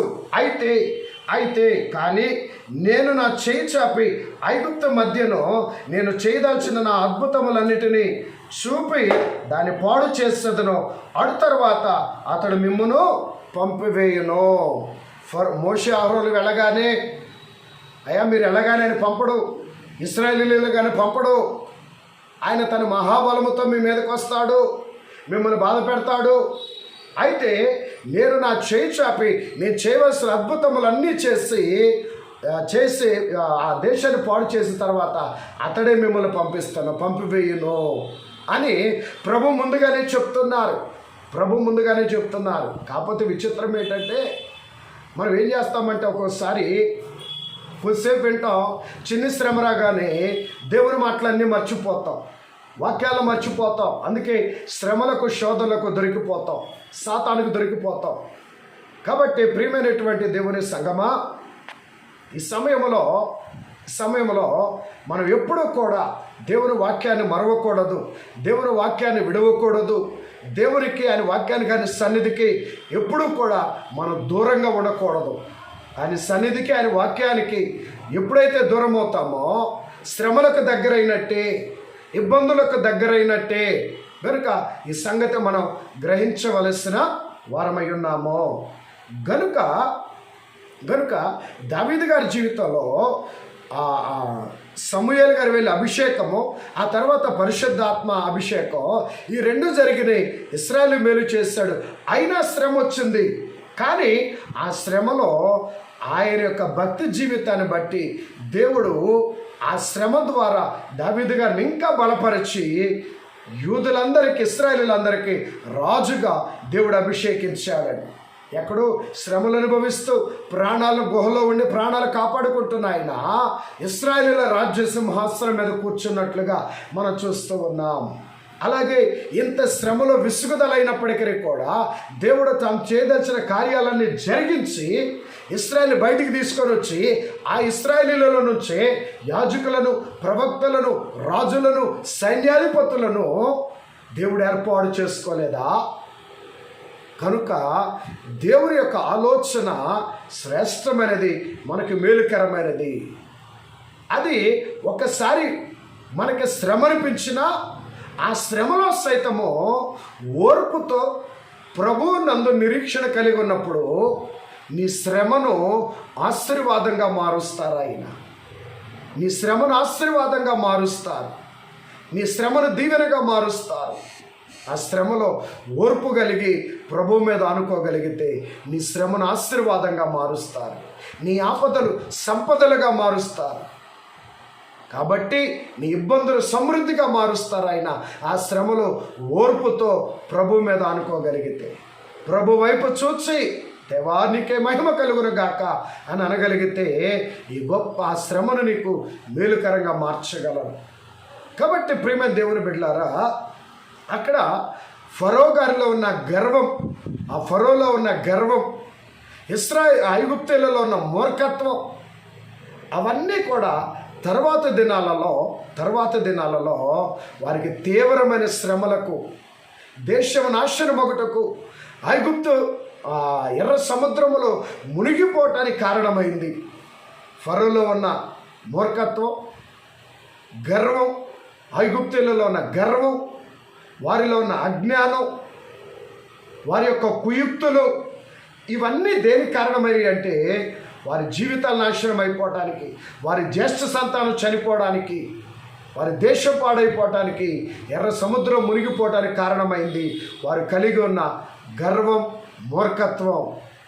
కాబట్టి ప్రేమ దేవుని బిడ్డలారా, అందుకే గర్వము కానీ, మూర్ఖత్వం కానీ, తిరుగుబాటు చేసే స్వభావం కానీ, కోపగించుకునే స్వభావం కానీ, అపార్థం చేసుకునే స్వభావం కానీ, అనుమానించే స్వభావము కానీ, ఇతరులైన వారిని చులకనగా చూసే స్వభావము కానీ, ఇటు దుర్గుణములు ఏదున్నా కూడా మన శ్రమలకు, నాశనానికి కారణమవుతుందన్న సంగతి మనం గ్రహించి ఆ శ్రమలో సైతము కూడా ఇశ్రాయేలీలు దేవుని దగ్గరకు రాకపోయినా మోషే గారు దేవుని దగ్గరకు వచ్చారు వారి పక్షంగా. అయ్యా ఇదిగో నువ్వు వాడు విడిపిస్తానన్నావు కదా ఇశ్రాయేలీల్ని, వారు విడిపించలేదేంటయ్యా, ఇదిగో వారి శ్రమతో బాధపడుతున్నారయ్యా, శ్రమ అధికమై బాధపడుతున్నారయ్యా అని వారి పక్షంగా మోషే గారు దేవుని పాదాల దగ్గరకు వచ్చారు. కాబట్టి ప్రేమ దేవుని బిడ్డలారా, మన ఇబ్బందులో, మన శ్రమలో దేవుని పాదాల దగ్గరకు మనం రాగలిగితే ఆయనే మనల్ని విడిపించి ఆయనే మనల్ని బలపరుస్తారు. గొప్ప శ్రమ గొప్ప విడుదలకు కారణమవుతుంది. గొప్ప శ్రమలు అద్భుతకరమైన విడుదలకు కారణమవుతాయి. గొప్ప శ్రమలు నీ యొక్క గొప్ప ఆశీర్వాదాలకు కారణమవుతాయి. గొప్ప శ్రమలు నీ ఆత్మీయ జీవితంలో మహిమానుభవాలు పొందుటకు కారణమవుతాయి. గొప్ప శ్రమలు దేవుని పాద సన్నిధి సహవాసాల గడపటానికే కారణమవుతాయి. గొప్ప శ్రమలు నీ అంగలార్పు ప్రార్థనకు కారణమవుతాయి. గొప్ప శ్రమలు మనలో ఉన్న దుర్గుణాలను వదులుకోవడానికి కారణమవుతాయి. గొప్ప శ్రమలు పాపం నుంచి, లోకం నుంచి, చెడుగు నుంచి, చెడ్డ అలవాట్ల నుంచి బయటికి రావడానికి కారణమవుతాయి గొప్ప శ్రమలు. కాబట్టి దాన్ని మనం గ్రహించి ఆ శ్రమలో ప్రభు వైపు మనం చూడగలిగితే, ఓర్పు కలిగి ప్రభు వైపు చూడగలిగితే, ఆ శ్రమలో ఓర్పు కలిగి ప్రార్థన చేయగలిగితే, ఆ శ్రమలో ఓర్పు కలిగి దేవునిచ్చే విడుదల కొరకు నిరీక్షణ కలిగి ఉండగలిగితే, ఆ శ్రమలో సనగకుండా గొనగకుండా నా ప్రభు తప్పకుండా నన్ను విడిపిస్తారని విశ్వాసం కలిగి ఉండగలిగితే గొప్ప జయమును మనం చూడగలుగుతాం. అందుకే యేసుక్రీస్తు ప్రభు కూడా ఎన్నో శ్రమలు అనుభవించాడు. ఇదే శుక్రవారం దినమున ఆయన శిలువ మీద వేలాడి తన రక్తమును ధారపోసి ప్రాణమర్పించాడు. ఆకాశానికి భూమికి మధ్య ఒక శాపగ్రస్తుల వలె వేలాడి ప్రాణమర్పించేటంతటి శ్రమ అనుభవించాడు. శుక్రవారం దినమున శిలువ మీద యేసుని చూస్తే ఒక మనిషిగా కాక ఒక మాంసపు ముద్ద వేలాడుతున్నట్లుగా ఆ శుక్రవారం దినమున శిలువ మీద మనం చూడొచ్చు. అంత శ్రమ అనుభవించాడు. కానీ మూడో దినమున ఏమయ్యాడు? అన్నిటిని జయించి లేచాడు. అలాగే యేసుక్రీస్తు ప్రభు జీవితంలో శ్రమ ఉన్నది, శ్రమ ఉన్నది, విడుదల ఉన్నది. ఆయన బిడ్డలమైన మన జీవితాలలో కూడా, ఇశ్రాయేలు జీవితాల్లో కూడా శ్రమ ఉంది, విడుదల ఉన్నది. దావీదు గారి జీవితంలో శ్రమ ఉంది, విడుదల ఉంది.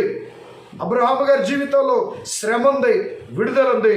గొప్ప ఆశీర్వాదము, గొప్ప దీవెన, గొప్ప ఘనమైన స్థితి ఉన్నట్లుగా మనం చూస్తున్నాం. అలాగే నేటి దినమున మన జీవితాల్లో కూడా శ్రమలు ఉండొచ్చు, గొప్ప శ్రమలు ఉండొచ్చు. కానీ గొప్ప విడుదల, గొప్ప ఆశీర్వాదం, గొప్ప ఆధిక్యత, మహిమ జీవితము, పరలోకంలో నిత్య జీవితం మన కొరకు సిద్ధపరచబడి ఉంటుంది. కాబట్టి ప్రేమ దేవుని బిడ్డలారా, మామూలుగా ఉన్నప్పుడు, క్షేమంగా ఉన్నప్పుడే కాదు, శ్రమలలో ఓర్పు కలిగి ప్రభు వైపు చూడండి. శ్రమలలో మనోనిదానం కలిగి ప్రభు వైపు చూడండి. శ్రమలలో నిరీక్షణ కలిగి ప్రభు వైపు చూడండి. అబ్రహాము వలె, దావీదు గారి వలె, యేసుక్రీస్తు వలె గొప్ప విజయాన్ని మనమును పొందుకొని ఘనమైన స్థితిలో ఆశీర్వదింపబడి ఆయన వచ్చినప్పుడు నిత్య జీవములో, మహిమ జీవితంలోనికి ప్రవేశించగలము. కాబట్టి ప్రేమ దేవుని సంగమా, ఈ విషయములన్నీ జ్ఞాపకం చేసుకొని శ్రమల యందే సంతోషించము అని మనం పాడుకుంటున్నాం కదా. పెండ్లి కుమార్తె సంఘమట శ్రమలలో సంతోషిస్తుందట, శ్రమలలో ఆనందిస్తుందట. పెండ్లి కుమార్తె సంఘము శ్రమలతో చెప్పే మాట ఏంటంటే, చాలా జాగ్రత్తగా వినండి. రాకడ మేఘం ఎక్కి యేసు క్రీస్తుని హృదయపూర్వకంగా పరిపూర్ణంగా ప్రేమించేటువంటి వధు సంఘం శ్రమలతో చెప్పే మాట ఏంటంటే, శ్రమ వచ్చావు కదా, తెచ్చిన బహుమానం ఇచ్చి వెళ్ళు అంటదట పెళ్లి కుమార్తె సంఘం. ఏమంటదండి? శ్రమ వచ్చావు కదా, తెచ్చిన బహుమానం ఇచ్చెళ్ళు అంటదట. ఎవరు? వధువు సంఘం శ్రమలతో చెప్తుంది. ప్రియమైన దేవుని బిడ్డలారా, నామకార్థ క్రైస్తవ సంఘం శ్రమలను చూసి అపార్థం చేసుకుంటుంది, శ్రమలను చూసి తిరుగుబాటు చేస్తుంది, శ్రమలను చూసి కోపడుతుంది, శ్రమలను చూసి విసుక్కుంటుంది, శ్రమలను బట్టి తను శపించుకుంటుంది, శ్రమలను బట్టి దేవుణ్ణి అపార్థం చేసుకుంటారు నామకార్థ క్రైస్తవులు. వధువు సంఘం అయితే శ్రమ వచ్చావు కదా, తెచ్చిన బహుమానం ఇచ్చేళ్ళు అంటదట. ప్రియ దేవుని సంఘమా, ఈ రోజున మనం ఏ స్థితిలో ఉన్నాము? ఇశ్రాయేలీయుల వలె కోపగించుకునే స్థితిలో ఉన్నామా? మోషే గారి వలె దేవుని పాదాల దగ్గరకు వచ్చి దేవుని సన్నిధిలో రోధించే వారంగా ఉన్నామా? ఎలాగున్నామో పరిశీలన చేసుకొని మోషే గారి వలె దేవుని పాదాల దగ్గరకు వచ్చి, దావీదు గారి వలె శ్రమలో ఓర్పు కలిగి, యేసుక్రీస్తు వలె శ్రమలో సహించి జయించి పునరుద్ధాన జయమును పొందే అంతస్తులోనికి త్రిత్వదేవుడు మనందరినీ ఆశీర్వదించి ఆయన మహిమ రాకడకు ఆయుత్తపరచుకొనును గాక. ఆమేన్. ప్రార్థన చేసుకుందాం. మీ స్థలములలో ఉన్నవారు మనోనిదానము, భయభక్తులు కలిగి నిజమే ఇదిన వాక్యము అర్థం చేసుకోవడానికి ప్రయత్నం చేయండి, జాగ్రత్తగా వినడానికి ప్రయత్నం చేయండి, అర్థం చేసుకోవడానికి ప్రయత్నం చేయండి. జాగ్రత్తగా అర్థం చేసుకోకపోతే దుష్టుడు లేనిపోయిన ఆలోచనలు కలిగిస్తాడు. జాగ్రత్తగా గ్రహించండి. గొప్ప శక్తి, మీ విశ్వాసమునకు బలము అనేది కలుగుతుంది మీరు గ్రహించుకోగలిగితే. కనుక అటు గ్రహింపగలిగి దైవ సన్నిధానములో ఉన్న మనము కొద్ది నిమిషాలు కళ్ళు మూసుకొని ప్రార్థనలోకి భవించండి.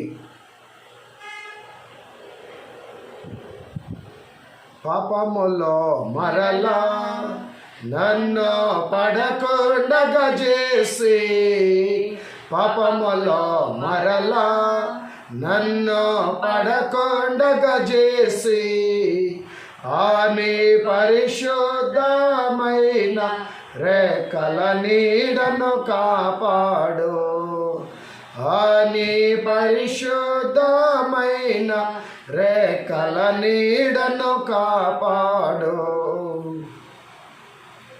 మహోన్నతుడా, అత్యంత కృపగలిగిన మా తండ్రి, మీకు వందనములు. ఈ సమయంలో త్రిత్వదేవా మమ్మల్ని కనికరించండి. మేమును ఎన్నో మారులు అయ్యా ఇదిగో నిన్ను చులకనగా చూసి నీ సన్నిధి నిర్లక్ష్యము చేసి మా కలిగిన శ్రమలను బట్టి నీ సన్నిధిని దూరము చేసుకొని ఏ ప్రార్థనలో ఏం బ్రతుకులే అని ఎన్నో మారులు విసుక్కుని వారమై ఉన్నాము. అయ్యా ఇదిగో ఒక్కొక్క మారు మమ్మల్ని మేము శపించుకున్నాము. మీరు మాకిచ్చిన ఆనందకరమైన జీవితాన్ని, అద్భుతకరమైన జీవితాన్ని, ఆశ్చర్యకరమైన జీవితాన్ని, ఉపయోగకరమైన జీవితాన్ని దేవా దేవా మేమెన్నో మార్లు మా జీవితాన్ని మేము శపించుకున్నామయ్యా.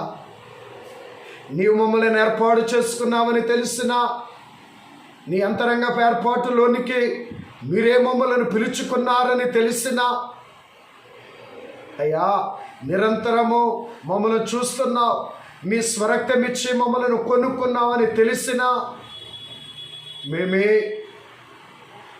మా కలిగిన శ్రమను బట్టి నీవిచ్చిన ఘనమైన స్థితి అంతటిని ప్రక్కన పెట్టి నిన్ను దూషిస్తూ అయ్యా నిన్ను బాధ పెట్టిన వారము రాజా. దయతో మమ్మల్ని క్షమించండి నాయన, దయతో మమ్మల్ని క్షమించండి, దయతో మమ్మల్ని క్షమించండి అయ్యా, క్షమించండి స్వామి. ఎన్నో మార్లు మా నోటి మాటల చేత, మా ఆలోచనల చేత, మా యొక్క తలంపుల చేత, మా పనులతో, మా ప్రవర్తనతో నాయనా నిన్నెంతగానో ఆయాస పెట్టి బాధ పెట్టామయ్యా. నీ గాయములను కెలికి నేను బాధ పెట్టాము. ఇప్పటికీ నేను బాధ పెడుతూనే ఉన్నామయ్యా, బాధ పెడుతూనే ఉన్నాము, బాధ పెడుతూనే ఉన్నామయ్యా. నీ చిత్తానికి మేము లోబడక, నీ యొక్క ఏర్పాటుకు లోబడక ఇప్పటికీ నేను బాధ పెడుతూనే ఉన్నాము.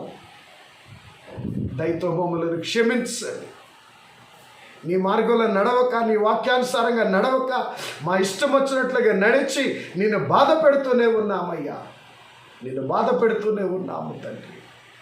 దయతో మమ్మల్ని క్షమించండి, క్షమించండి, క్షమించండి అయ్యా.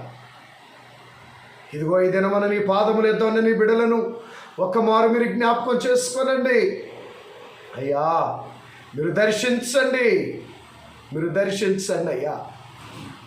ఈ దినమున నాయన ఇదిగో నీ బిడ్డలైన వారు అయ్యా ఎవరే దుస్థితిలో ఉన్నారో, మా స్వనీతితో, మా సొంత ఆలోచనతో, మా సొంత జ్ఞానముతో, మా స్వశక్తితో మాకన్నీ తెలుసులే, మాకంతా తెలుసులే, నేనేదైనా చేయగలను, నేనేదైనా చేస్తాను అనేటువంటి గర్వపు తలంపులతో అయ్యా నీ మాట నిర్లక్ష్యపెట్టి, దైవ సేవకుల మాట నిర్లక్ష్యపెట్టి, పెద్దలు చెప్పిన మాట నిర్లక్ష్యపెట్టి, యాజకులు చెప్పిన మాటను నిర్లక్ష్యపెట్టి దేవా మా సొంత ఇష్టానుసారంగా ప్రవర్తించి శ్రమల పాలై, దరిద్రం పాలై, అవమానముల పాలై, ఇబ్బందుల పాలై, రోగముల పాలై అయ్యా అయ్యా శ్రమల ఊబిలో కొట్టిమిటలాడుతూ ఉన్నా ఇదిగో నీ బిడ్డలను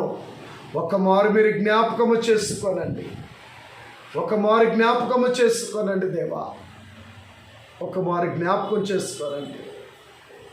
నిజమే ఇశ్రాయేలీలే ఫరో ద్వారా, ఫరో సైనికుల ద్వారా వచ్చిన శ్రమను బట్టి మోషే గారి దగ్గరికి రావాల్సింది, లేదా నీ సన్నిధికి రావాల్సింది. కానీ వారి సొంత నిర్ణయాన్ని బట్టి ఫరో దగ్గరికి వెళ్ళారయ్యా. నీ దగ్గరికి రాలా, నీ సేవకుడైన మోషే గారి దగ్గరికి రాలా. వారి సొంత నిర్ణయాలతో ఫరో యుద్ధకు వెళ్ళారు. మేమేదో మాట్లాడుకుంటామని వారి సొంత ఆలోచనల దగ్గరికి వెళ్ళి ఇదిగో నిష్ప్రయోజనలై తిరిగి వస్తూ ఉన్నారు, ప్రయోజనం లేని వారిగా తిరిగి వస్తూ ఉన్నారు, నిరాశతో తిరిగి వస్తూ ఉన్నారయ్యా. మా సొంత ప్రయత్నాలు, మా స్వనీతి వల్ల మాకు నిరాశే మిగులుతుంది, మా సొంత ఆలోచనల వల్ల మాకు నిరాశే మిగులుతుంది నాయన. ప్రియ దేవుని సంగమా, ఒక మారు ఆలోచన చేయండి. దైవ చిత్తము లేకుండా, దేవుని వాక్కు లేకుండా, దేవుని సన్నిధి లేకుండా దైవ సేవకుల సలహాలు లేకుండా మన సొంత నిర్ణయాలను బట్టి వెళ్ళి ఎన్ని మారులు నిరాశ పాలయ్యామో, ఎన్ని మారులు వట్టి చేతులతో దుఃఖకరమైన మనస్సుతో తిరిగి వచ్చామో, ఎన్ని మార్లు అపజయములు పాలయ్యామో, ఎన్ని మార్లు నిందల పాలయ్యామో, నష్టాల పాలయ్యామో. దైవ చిత్తము లేకుండా మన స్వనీతిని బట్టి వెళితే నష్టము నిరాశ మిగులుతుంది. ఎవరికి వారు పరిశీలన చేసుకోనండి, ఎవరిని వారు పరిశీలన చేసుకోనండి. బహు జాగ్రత్త కలిగి, భయభక్తులు కలిగి, పశ్చాత్తాప హృదయము కలిగి ఎవరిని వారు పరిశీలన చేసుకోనండి. దూరమునకు పోయి నీ దరి కాననైతిని నాయనా, దూరమునకు పోయి నీ దరి కాననైతిని నాయనా. అయ్యా, ఎన్నో మారులు నా సన్నిధితో నీ సన్నిధికి దూరంగా వెళ్ళిపోయానయ్యా. నీవు కానరానంత దూరంగా వెళ్ళిపోయి నష్టముల పాలు, నిరాశ పాలు, శ్రమల పాలై నిట్టూర్పులు విడిచొచ్చు ఉన్నా ఓ విశ్వాసి, ఓ దేవుని సంగమా, క్రీస్తు రక్తము చేత కొనబడిన ఓ సంగమా, ఒక్కమారు ఆలోచన చేయండి. ఆయన పాదముల యొద్ద గడపవలసిన మన స్వనీతి మీద ఆధారపడి ఎన్ని నష్టములు పాలయ్యామో దేవుని ఎదుట పశ్చాత్తాపడదాం. దేవా, నా ప్రియుడా, నా రక్షకుడు యేసయ్యా, నన్ను క్షమించుము. నీ స్వరక్తం ఇచ్చి నన్ను కొనుక్కొని నీ సొత్తుగా, నీ ఏర్పాటు జనాంగముగా మమ్మల్ని చేసుకున్న మా ప్రాణప్రియుడు యేసయ్యా, మా విమోచనకర్త, మమ్మల్ని క్షమించుము, క్షమించుము, క్షమించుము నాయన. నీ రక్తముతో శుద్ధి చేసి ఇదిగో నీ సన్నిధిలో ఉన్న నీ సంగమును బలపరచండి, బలపరచండి. ఏదైనా వాక్యము చేత, నీ పరిశుద్ధాత్మ అభిషేకము చేత అయ్యా, నీ సన్నిధిలోని నీ బిడలను హృదయములలో ఏదైనా వాక్యమును ముద్రించి, ఏదైనా వాక్యము ఇదిగో నీరు కట్టి ఫలించున్నట్లుగా, ఏదైనా వాక్యమే నీ బిడల యొక్క జీవితం పైన, వారి ప్రవర్తన పైన, మరి ముఖ్యంగా నీ బిడల యొక్క ఆలోచనలు, నీ బిడల యొక్క తలంపులు, నీ బిడల యొక్క ప్రవర్తన పైన నీ ప్రభావము చూపగలుగునట్లుగా నీ పరిశుద్ధాత్మని నీరు పోసి వాక్యమును ఫలింపచేయమని అడుగుచూ ఉన్నాం. వాక్యమును ఫలింపచేయమని అడుగుచున్నా, వాక్యమును ఫలింపచేయమని ప్రార్థిస్తూ ఉన్నానయ్యా. అయ్యా, వాక్యము వ్యర్థమైపోకుండా, ఇదిగో నీ బిడ్డల జీవితములలో వాక్యం వ్యర్థమైపోకుండా నాయనా, మంచి నేల పడిన విత్తనముల వలె వాక్యము ఫలించున్నట్లుగా పరిశుద్ధాత్మదేవా ప్రతి బిడ్డను కనికరించండి. వాక్యం వింటున్న ప్రతి బిడ్డను కనికరించండి, ప్రతి బిడ్డను కనికరించండి. నిజమే నాయన, ఈ లోకంలో మేము ఎన్ని ఆశీర్వాదములు పొందుకున్నా, ఎన్ని దీవెనలు పొందుకున్నా, ఎంత క్షేమముగా ఉన్నా, ఎంత సంపాదించుకున్నా, ఎన్ని కొనుక్కున్నా, ఎన్ని సదుపాయములు కలిగి ఉన్నా, అయ్యా నీ వాక్యం మాలో లేకపోతే, నీ ఆత్మ మాలో లేకపోతే, మాలో నీకిష్టమైన పరిశుద్ధ జీవితము లేకపోతే మా బ్రతుకంతా వ్యర్థమే. మేము కలిగి ఉన్నవన్నీ వ్యర్థమే, మేము పొందుకున్నవన్నీ వ్యర్థమే, మేము సంపాదించుకునేవన్నీ వ్యర్థమే. విశ్వాసి, ఒక్కమారు ఆలోచన చేయండి. ప్రభువుకి ఇష్టమైన పరిశుద్ధ అంతరంగము కలిగి, పరిశుద్ధ హృదయ స్థితి కలిగి, పరిశుద్ధ తలంపులు కలిగి, పరిశుద్ధ మనస్సాక్షి కలిగి, పరిశుద్ధ ప్రవర్తన కలిగి, పరిశుద్ధ తలంపులు, పరిశుద్ధ ప్రవర్తన, పరిశుద్ధమైన అలవాట్లు కలిగి, దేవా నీకింపైన సువాసనగా మా జీవితము, మా అంతరంగము పరిమళ తైలపు సువాసనగా ఉండునట్లుగా నీ పరిశుద్ధాత్మతో మమ్మలను సిద్ధపరచుమయ్యా, సిద్ధపరచుమని ప్రార్థిస్తూ ఉన్నామయ్యా, సిద్ధపరచుమని బ్రతిమలు ఆడుకొనుచు ఉన్నాము తండ్రి. సహాయము దయచేయండియ్యా, సహాయము దయచేయండి. అమ్మాయి శిష్యులలో పుట్టించిన మంట ఇదిగో నీ వాక్కుల ద్వారా మా హృదయములలో అట్టి మంట పుట్టించి నీ కొరకు మమ్మల్ని మేము సమర్పించుకొని జీవించగలిగిన ప్రేరేపణ వాక్యమును బట్టి, నీ పరిశుద్ధ ఆత్మను బట్టి ఏకీభవించిన నీ బిడ్డల జీవితాలలో మీరు ప్రేరేపించండి అయ్యా, ప్రేరేపించండి అయ్యా.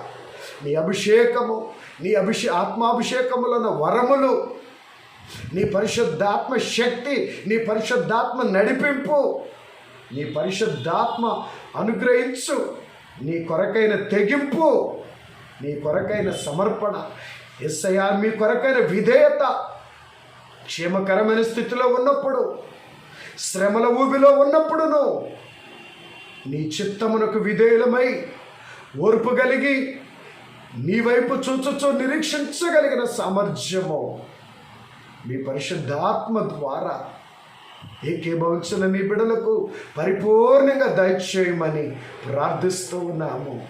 దేవా, నీ బిడ్డలను దర్శిస్తూ ఉన్నావు. ఇదిగో నీ సన్నిధిలో ఉన్న నీ బిడ్డలను చూచుచున్న దేవా, ఇప్పుడే నీ బిడ్డలను బలపరచండి, నీ ఆశీర్వాదముతో నింపండి, వారి శరీరములో అనారోగ్యములు స్వస్థపరచండి, వారి మనసులో ఉన్న వేదన దుఃఖమును తొలగించండి, నీ బిడ్డల జీవితాల గృహంలో ఉన్న ఇబ్బందులు తొలగించండి, సమాధానము దయచేయండి అయ్యా, సంతోషము దయచేయండి, ఆరోగ్యము దయచేయండి, బలమైన సమృద్ధిని దయచేయండి. నిత్యము సకల ఆశీర్వాదములు నీ బిడ్డల జీవితాల్లో మీరు కృమ్మరించండి. దేవుడు దీవించలేదని నెపము, దేవుడు మమ్మల్ని ఇంకా విడిపించలేదని నెపము నీ మీదకి రాకుండానట్లుగా నీ బిడ్డలను ఇప్పుడే వారి బంధకాలను తెంచి విడిపించి నీ సన్నిధిలో ఉన్న సంపూర్ణ సంతోషము, నీ సన్నిధిలో ఉన్న సకల భాగ్యములు, ఇదిగో ఈ దినమున నాయన, ఈ 5వ దినమున నీ పాదముల యొద్ద నీ బిడ్డలకు సంపూర్ణంగా మీరు దయచేసి మహిమ పొందుమని ప్రార్థిస్తూ ఉన్నామయ్యా. స్తోత్రములు నాయన.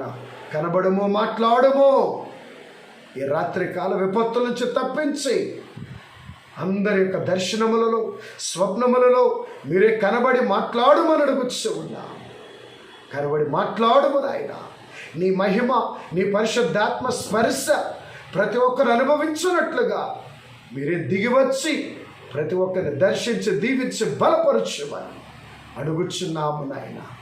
ప్రతి గృహములో ఉన్న సాతాను సంబంధమైన ప్రతి దుస్థితి, ప్రతి శ్రమ, ప్రతి శోధనని చీకటి నీ బిడ్డల జీవితములలో నుంచి సంపూర్ణంగా తొలగించండి. నీ మహిమను వెల్లడి చేయమని అడుగుచూ ఉన్నాము. స్తోత్రములు నాయన, స్తోత్రములయ్యా. కనబడి మాట్లాడుమో, అనుదినము భయభక్తులతో, మనోనిదానముతో, క్రమము తప్పక ఆశతో ఏకీభవించుచు ఉన్న నీ బిడ్డలను దీవించుము. ప్రత్యేకమైన ఆశీర్వాదములతో, ఆత్మవరములతో నింపుము రాజా, ఆత్మ బలముతో నింపుమని అడుగుచూ ఉన్నాము. సాతానును జయించగలిగిన శక్తిని నీ బిడ్డలకు అనుగ్రహించుమని ప్రార్థిస్తున్నామయ్యా. స్తోత్రములు నాయన. కనికరించి నీ కృప చూపించుమని ప్రాధేయపడి అడుగుచు అయ్యా మరొక్క మారు ఏకీభవించిన నీ బిడ్డలను శారీరకంగా, ఆత్మీయంగా, ఆరోగ్యపరంగా, ఆర్థిక పరంగా, ఉద్యోగపరంగా, బిడ్డల చదువుల పరంగా దీవించమని ప్రార్థన చేస్తూ ఉన్నాం. యవనస్తులైన బిడ్డలని జ్ఞాపకం చేసుకోరండి అయ్యా. మా యవనస్తులైన బిడ్డలకు మంచి ప్రవర్తన, మంచి అలవాట్లు దేవా, నీకు తల్లిదండ్రులకు విధేయులుగా కాగలుగునట్లు మంచి ప్రవర్తన, మంచి మనస్సాక్షి మా యవ్వన బిడ్డలకు దయచేయండి అయ్యా. వారి చదువుల్లో దీవించండి. ఉన్నతమైన చదువులు చదువుతూ ఆయా ట్రైనింగులు చేస్తున్న మా యవ్వన బిడ్డలను ఆశీర్వదించమని అడుగుచున్నా. ఉద్యోగ ప్రయత్నాలు చేస్తున్న మా యవ్వన బిడ్డలను దీవించమని ప్రార్థన చేస్తున్నాను. అలాగే ఇదిగో వివాహములకు కావలసిన మా యవ్వన బిడ్డలకు సరైన సమయంలో మంచి జతలు అయ్యా, యవ్వన కుమారులకు కావలసిన యవ్వన కుమార్తెలను, యవ్వన కుమార్తెలకు కావలసిన యవ్వన కుమారులను మీరే దయచేసి మంచి జతను ఏర్పాటు చేసి సకాలములో నీ నామ ఘనత కొరకు తల్లిదండ్రుల మరొక ప్రతిఫలముగా సకాలములో ఘనమైన వివాహములను ఘనముగా జరిగించమని ప్రార్థిస్తున్నామయ్యా. స్తోత్రములు నాయనా. ఉద్యోగ ప్రయత్నములను సఫలపరచుమని అడుగుచున్నా. వివాహమైన బిడ్డలకు అయ్యా గర్భఫలములను దయచేయమని ప్రార్థిస్తూ ఉన్నాము. గర్భఫలము లేని వారిని జ్ఞాపకం చేసుకొని గర్భఫలము దయచేయమని అడుగుచున్నాము. దేవా దేవా, ఎవరైతే కోర్టు చిక్కుల్లో ఉన్నారో అయా కోర్టు చిక్కుల నుంచి సంపూర్ణమైన విడుదల దయచేయమని ప్రార్థిస్తున్నాము. భార్యాభర్తల మధ్య సమాధానము దయచేయండి. తల్లిదండ్రులకు బిడ్డలకు మధ్య సమాధానము దయచేయండి. అన్నదమ్ముల మధ్య సమాధానము, అక్క చెల్లెండ్రుల మధ్య సమాధానం మీరు అనుగ్రహించమని ప్రార్థిస్తున్నాము. ఎవరైతే లోకానుసారమైన చెడ్డ అలవాట్లకు బానిసలై ఉన్నారు, చెడ్డ స్నేహాలకు బానిసలై చెడు సంబంధాలు కలిగి ఉన్నారు, ఆ చెడ్డ స్నేహాలు బంధాలు నేను చెడ్డ అలవాట్లన్నిటి నుంచి మా బిడ్డలకు సంపూర్ణమైన విడుదల దయచేయమని ప్రార్థిస్తూ ఉన్నా. దేవా, ఆర్థిక పరమైన ఇబ్బందులలో, అప్పులలో, ఇదిగో చెప్పుకొనలేని బాధలలో ఎంతమంది అప్పుల పాలై వడ్డీలు కట్టలేక ఇదిగో నిరాశలో బ్రతుకుతున్నారు. నీ బిడ్డలను జ్ఞాపకము చేసుకోనండి అయ్యా. నీ బిడ్డలను జ్ఞాపకము చేసుకోనండి నాయనా. నాయనా నాయనా, ఆ బంధకముల నుంచి, ఆర్థిక ఇబ్బందులు, అధిక వడ్డీల అప్పుల బాధలలో నుంచి మా బిడ్డలందరినీ సంపూర్ణంగా విడిపించమని ప్రార్థన చేస్తూ ఉన్నాము. చెప్పుకొనలేని అనారోగ్యములతో అయ్యా, స్త్రీలకు గల ప్రత్యేకమైన అనారోగ్యములు, పురుషులకు చెప్పుకొనలేని అనారోగ్యములతో బాధపడుచున్న బిడ్డలను జ్ఞాపకం చేసుకొని ఆ బంధకాల నుంచి మా బిడ్డలకు విడుదల దయచేయమని ప్రార్థన చేస్తున్నాము. ఆ పేరు లేని వ్యాధులను, చెప్పుకోలేని రోగములను యేసు నామములో స్వస్థత దయచేసి మా బిడ్డలకు విడుదల అనుగ్రహించమని ప్రార్థిస్తూ ఉన్నామయ్యా. స్తోత్రములు నాయన, వందనాలు. ప్రతి గృహములో సమస్యలను తొలగించండి, మనస్పర్ధలను తొలగించండి. మరి ముఖ్యంగా ఇదిగో భక్తులు ఎదుగుదల లేక, కొంతమంది ఆయా ప్రార్థన అంటే ఆశ లేక, నాయన ప్రార్థన అంటే ఆయా ఆసక్తి లేక, ఇదిగో నాయన అనుదినము జరుగుతున్న దైవ ధ్యానములంటే ఆశ లేక, ఆత్మీయ జీవితములు చల్లారిపోయిన దుస్థితిలో మా బిడ్డలు ఎవరైతే ఉన్నారో అట్టి వారిని నాయన అయా కనికరించి నీ పరిశుద్ధాత్మ అభిషేకము ద్వారా ఆత్మ సంబంధమైన విషయములలో చురుకుదనము దయచేసి మీరే మహిమ పొందుమని ప్రార్థన చేయుచున్నామయ్యా. నీ కృప చూపించండి. అలాగే మా బిడ్డల ప్రయాణముల కాపుదల దయచేయండి, వారి వాహనాల కాపుదల దయచేసి క్షేమం అనుగ్రహించండి నాయనా.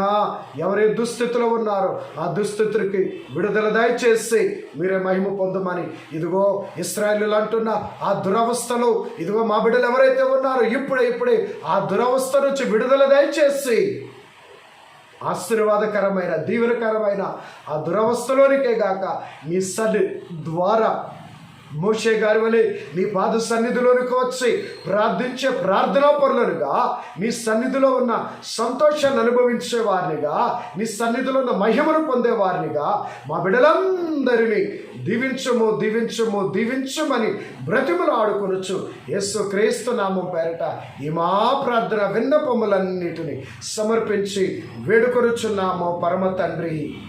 ఆమేన్. ప్రభువైన యేసుక్రీస్తు ప్రభుని కృప, శ్రేష్టమైన దేవుని ప్రేమ, ఆదరణకర్త అయిన పరిశుద్ధాత్మ తండ్రి యొక్క ఆదరణ, సహాయము, సహవాసము, పరిపూర్ణమైన విడుదల, మహిమ, విజయము మీకు అనుగ్రహించి ఆయన మహిమ రాకడకు ఆయుత్తపరుచుకొనును గాక. ఆమేన్. మరణాత.